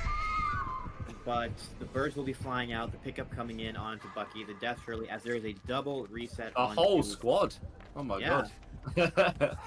Everyone is here, and they are all here to, I don't know, give Jason a little pat on the back. I mean, it's a crazy mechanic where you can kill a survivor by just gently rubbing their back. If that worked in real life, then that would be absolutely phenomenal. But it seems like all survivors are going to be sussed out here by iPick. But with those birds missing, your ability to actually get pressure on these survivors isn't great. A lot of them are just able to run away, and Jason not actually getting tagged up with those birds either. So Phenom and Sweet Child they're healthy, they're happy, and they're likely to be trying to work through on one of these generators in the corner here, just to try and break the 4-gen that WeJason currently has on lock. It's not going to be easy regardless, and that's a little bit of an error in communication there. WeJason is going to be running the killer into the gen that Phenom was working on. Never going to be ideal, but I mean, desperate times call for desperate measures. Phenom actually just getting tagged up there for free. I think has the agitation, bud. You can't be letting 3 stray hits go through like that. It's a small mistake, but it's something that could definitely pile up later on as this series continues. The consolation they can have is maybe if one of these gens is about to pop, but it does not seem to be so. As the hook also occurring. Once again, all of these hooks still inside iPick's territory, Ruin not being broken. It is very, very difficult for survivors and sinners to make a recovery here, with the tunnel out being completed and with the gen spread being what it is. Also because Phenom, the injured survivor, is the one working on this Shack gen. He has to be very careful. He could be in danger as this leaves Sweet Child to go for the save. He will take a tag on route, which means it will be a 1-for-1 at the hook at best. Pallet being pre-dropped, will be the 1-for-1 coming in, Sweet Child getting slugged, and possibly WeJason not really being able to get anywhere from here. So once that base hit BT wears off, he's going to be in trouble, and that just leaves Phenom as the last survivor standing, looking at a 4K2 as the Shack gen was not progressed enough to be getting into 4K1 territory. WeJason will be going down, leaving Phenom the last man standing. iPick looking straight for him. Yeah, of course, and I mean that's going to be pretty strong coming out here, especially tracking the last survivor down. Phenom wants to get this jump done in the killer's face. Almost, that could have made a big difference, but not going to be happening here. So what we have here is that the survivor side have completed 3 of their generators, and in exchange they have given iPick's killer 12 hooks. Now, this set is not drawable on account of the half hook penalty that Sinners incurred. So when they go on the killer side, they need to finish the game at 3 generators. Simple as that. They need their 12 kills at 3 generators. If they get the 4 kills at 2 generators, then that will count as 11 and a half hook stages, and the tiebreaker 4 hook stages would mean that it would mean that iPick gets 12 stages, WeJason gets 11.5 stages, and the win goes over to Ariandel.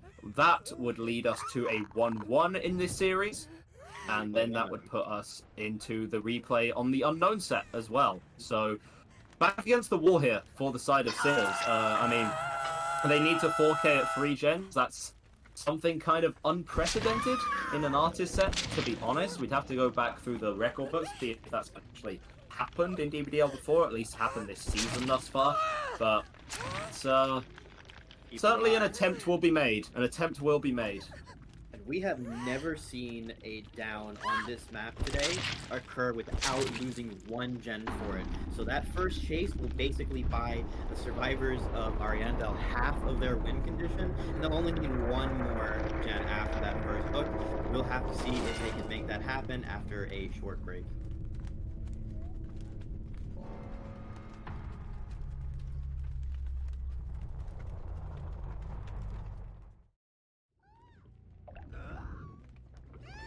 Hello everyone and welcome back to DBDLeague. WeJason right back on the sticks. Gonna be losing no momentum thus far, going through onto the Artist as well. Has the set, I mean, it's an uphill battle considering the penalty that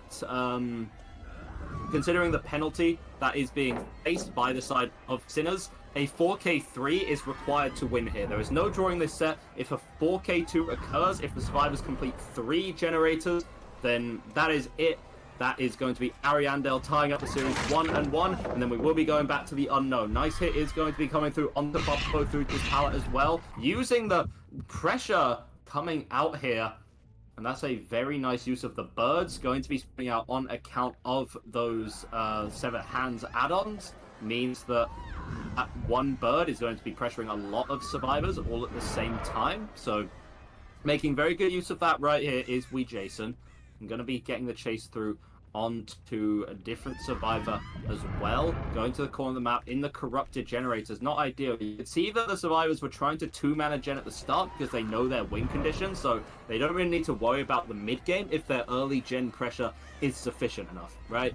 As Excise is going to be taking a here right now, but again, when you have such a harsh win condition to overcome, you need a down, you need a kill, and you need it now, right? And getting 2 injures simply is not going to be enough for the time being. Excise being taken all the way to the corner of this map right now has nothing really to work with here. It's just going to be dying in a good location, and Killer has no real option here. You can fire out a couple of birds, but eventually you are going to need to get that hook through, utilizing all the birds here. He's actually just going to be going for the slug onto Excise instead. I mean, it's a bold maneuver, but it's also a very necessary maneuver, right?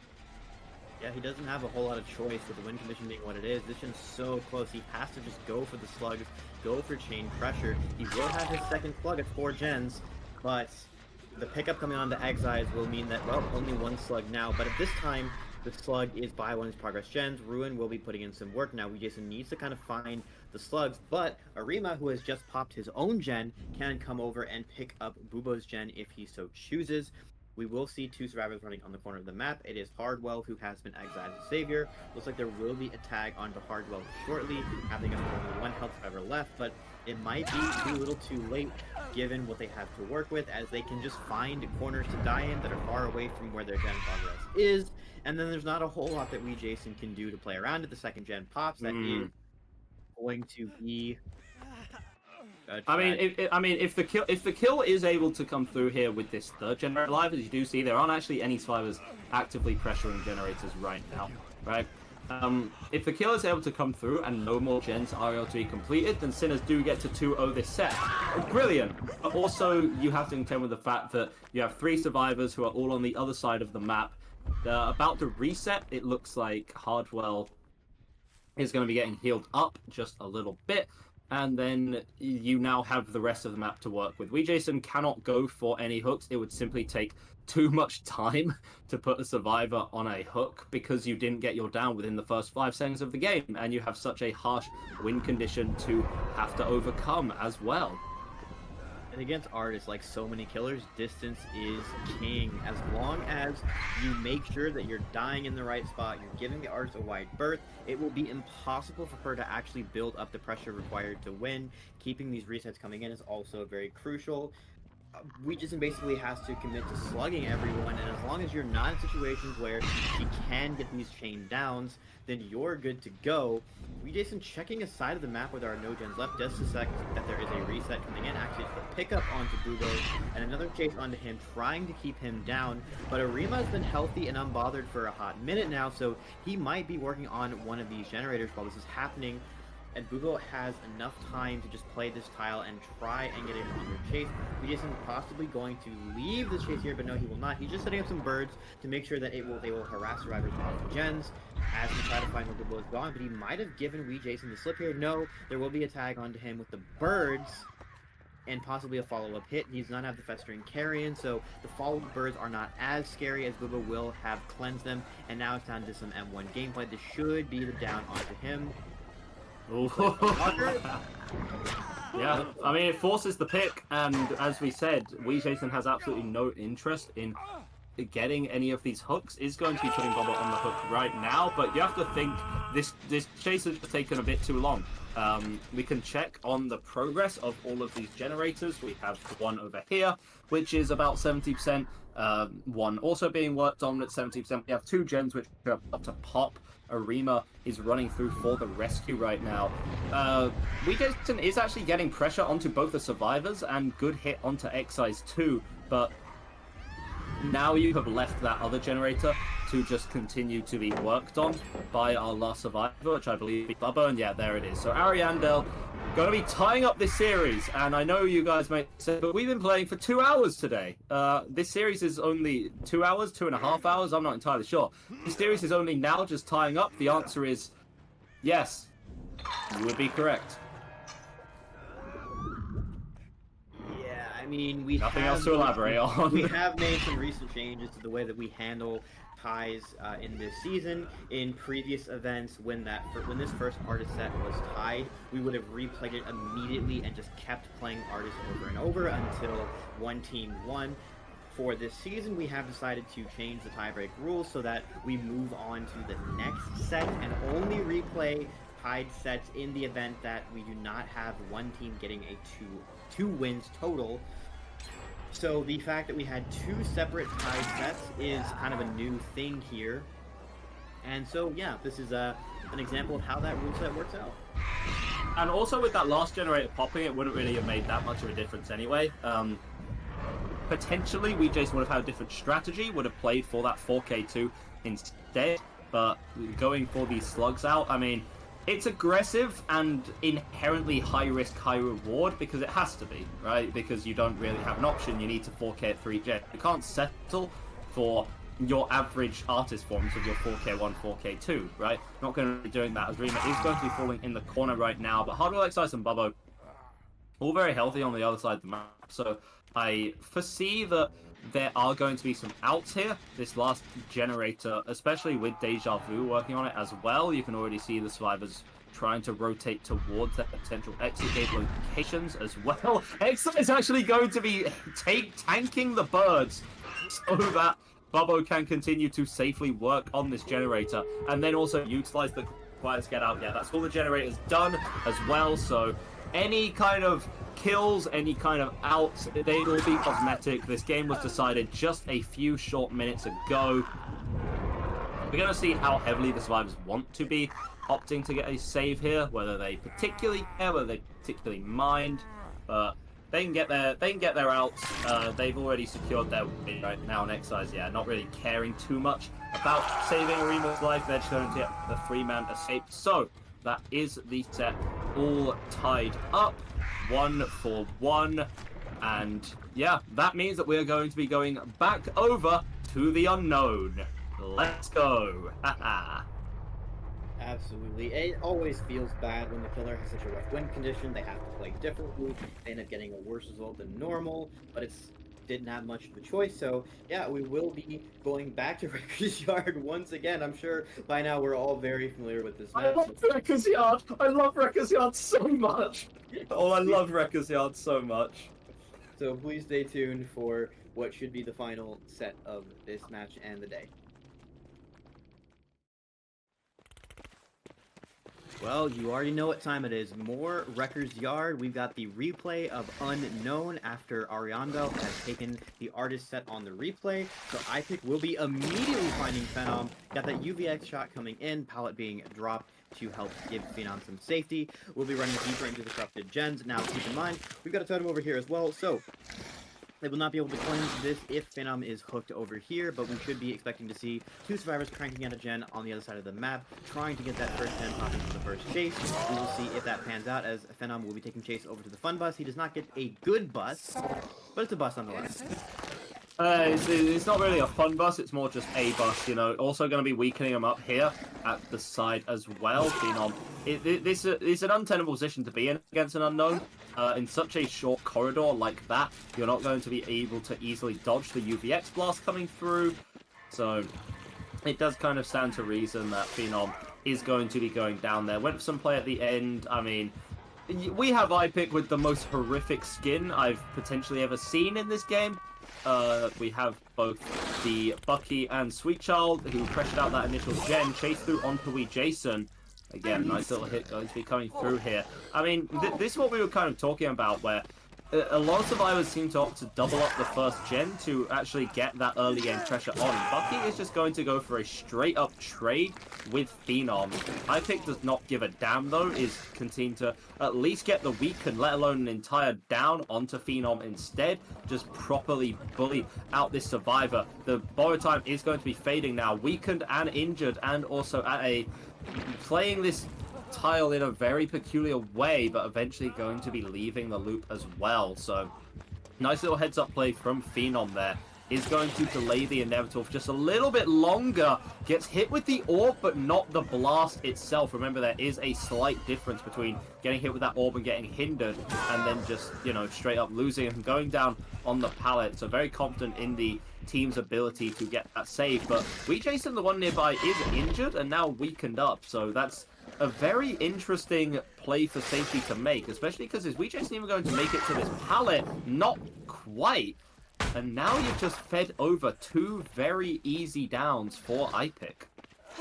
Bit greedy to be playing on this kind of ping. So, the save comes through anyway. A third survivor appears, but iPick still has so many Sinner survivors just appearing in his face. The tags keep on coming in, and Sinner survivors are losing so many of their health states. They have to be very careful that they don't have chain slugs coming in, but this will buy Phenom some time to get away, as now it is Jason who's going to be put on a hook, and we have 2 injured survivors running around.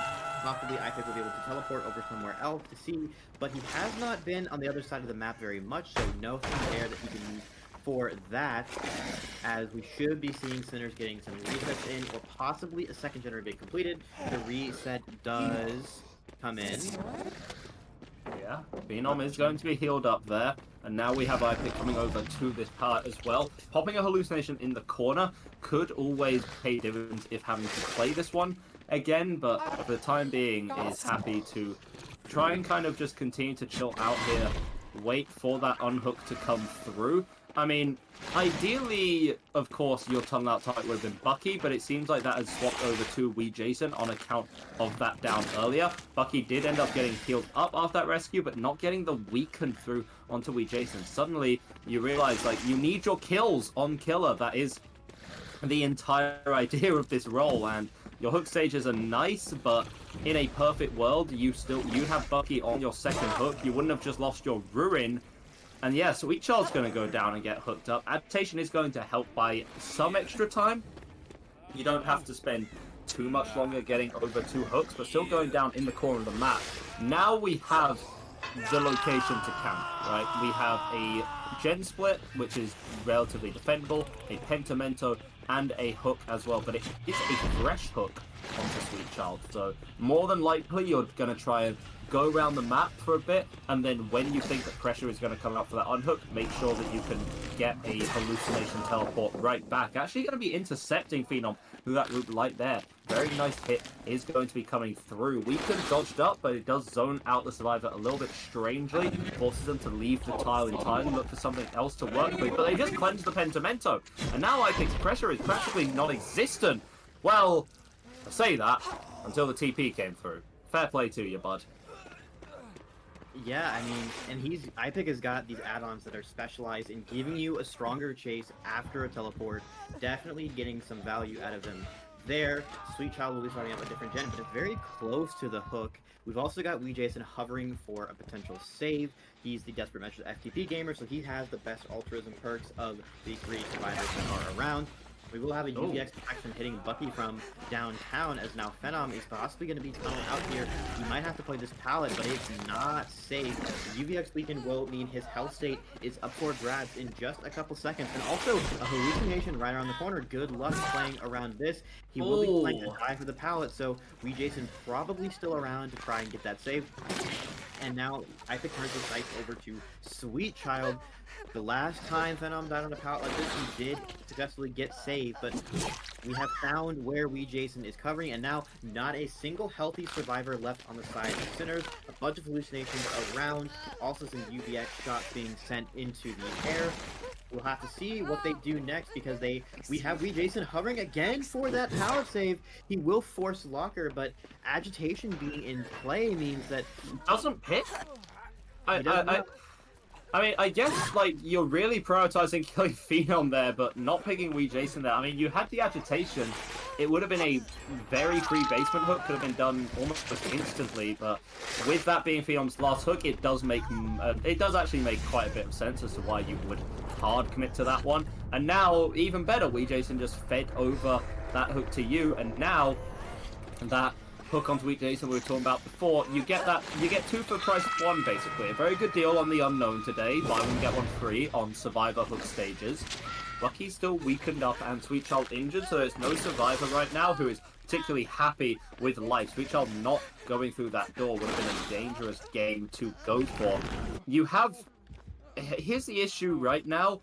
Because of the Ruin Pentimento going and Corrupt being an early game perk, you're now functioning essentially perkless most of the time with the Unknown. Like, you have Agitation, but since when has just Agitation won some games? It's a good perk, it's pretty strong, but it's the only thing that I think really has to work with. Regression's going to have to be done manually. The gen split is defensible to a degree. They are at least on one side of the map with the shack as well. You of course have that gen over in the distance, but that's completely undefendable.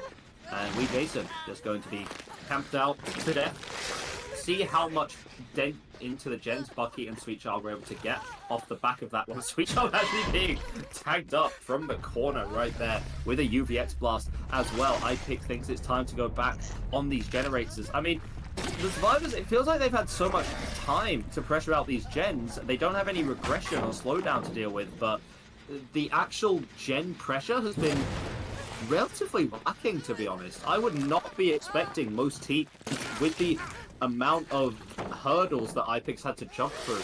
Most teams to only have completed 3 gens for that. Yeah, I mean, I have some really good gen pressure and a lot of good team play as well, making sure that it is not so easy for iPick to, well, pick the survivors once he's down them. Dying on the pallets here being very punishing. They did get one successful pallet save, unfortunately not quite working out for Jason the way he would like, and it did cost him his life. A 4th generator being completed means that Sweet Child will go down, and now Bucky is in iPick's sights. He is injured, he is weakened, and iPick has just seen him very recently, so some idea of where he might be. This gen is so close to being done. The whiff on it, but he will get pulled off. Just shy of completing the final generator for Sinners. That would have been huge. But as it stands, a 4K1, a story we have seen repeatedly today on this map, and we will see if Jason is able to secure a 4K2, a 4K1, a 4K all, maybe even a 4K6 in the next game. 4K6 would be impressive. I mean, Jason is a very talented player, but if that did happen, then we might have to, I don't know, fly some of our staff members out all the way to Argentina just to check the PC. I hear Argentina's going to be, I don't know, quite nice this time of year. I mean, it is Southern Hemisphere, so it's probably going to be relatively cold right now, so wouldn't be ideal. But enough yapping from me. Well played by iPick getting this 4K. The Survivor's able to bully out 1 extra gen in that meantime, but again, like, I'm just quite surprised. There was no real tunnel out that came through. The Survivors did a pretty good job at, you know, preventing all those 3 hook stages, preventing those tunnel outs, preventing those camps from coming through. Gens just didn't fly the way that you really want them to, even with the fact there was no regression to deal with. But you know, that's a story for another day. iPick with a strong performance right here. Time for Jason to put up or shut up. We're going to be back very shortly for the potential final unknown set of the day. Don't go anywhere. We are going to be right back.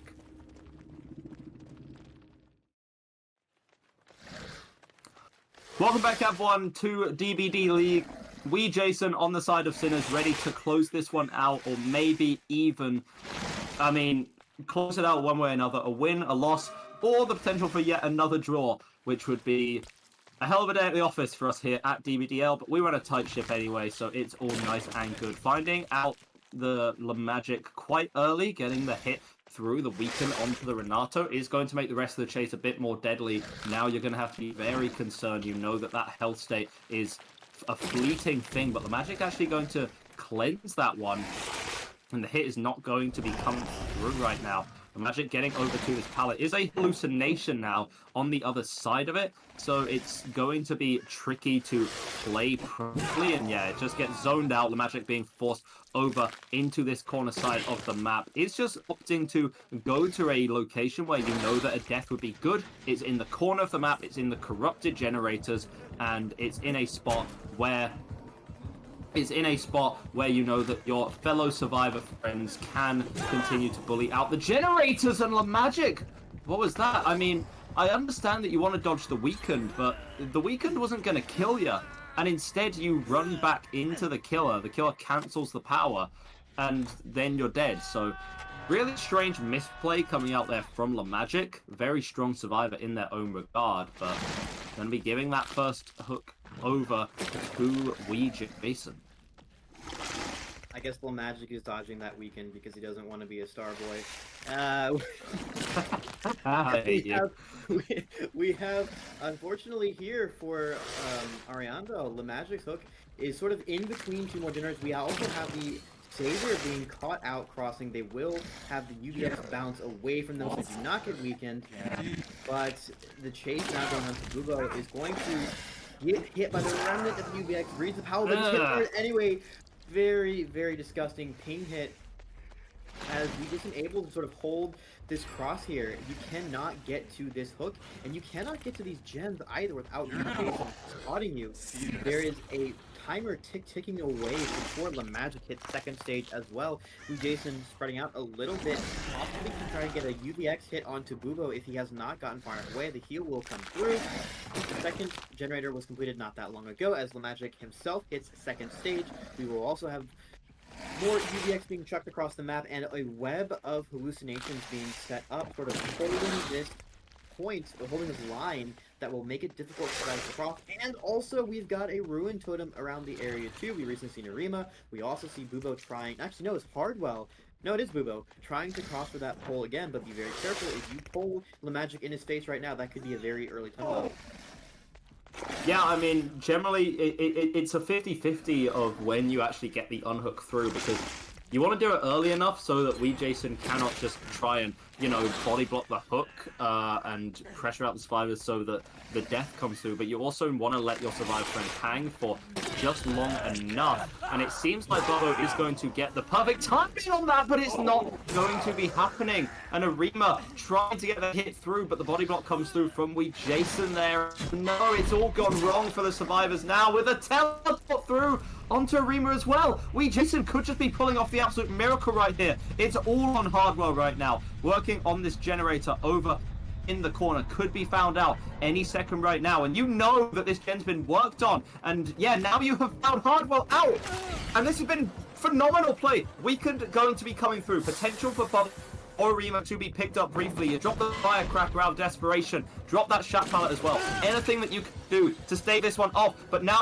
you're going to be broken up here. Both of your survivor friends are on the other side of this right now. You are so close to winning this one out if you're Ariandel, but at the very last second, the hit comes through the wall. That is a ludicrous performance. Jason, the man, the myth, the legend, after a 3.5, 4 hour long series, these players being challenged physically, mentally, in game, out of game. Jason clutches it up at the final hour to get the win here for Sinners. 2-1 in this set, completing the upset through onto Ariandel. My goodness, what the hell was that? An absolute tragedy on the unhook situation turns into an absolute speed run. The unfortunate timing where Google was, I think, not quite able to get the unhook coming in, so that Magic died on hook, and there was a 1-for-1, and then Arima rolls in, and he's not able to get the unhook in time because of the positioning of Jason under his body.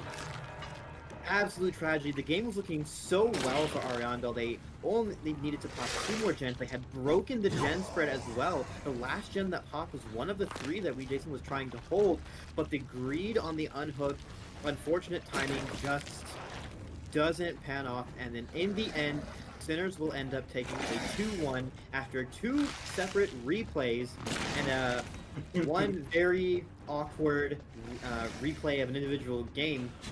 We have been here for a very, very long time. We thank you for bearing with us throughout a bunch of technical difficulties, a bunch of replays, and I would like to remind the audience that we have recently begun doing some community nights. They are a great time. We do not stream them on delay, so it's a great time to come hang out. You can talk to the casters in real time, checking in Twitch chat. So we will have Wednesday and Thursday night community scrims at 1800 Central European time. Should be one best of 5 each, I believe. Next Saturday, we'll be starting week 8 of the regular season out of 9 total. The last couple matches before we have our decisions about who makes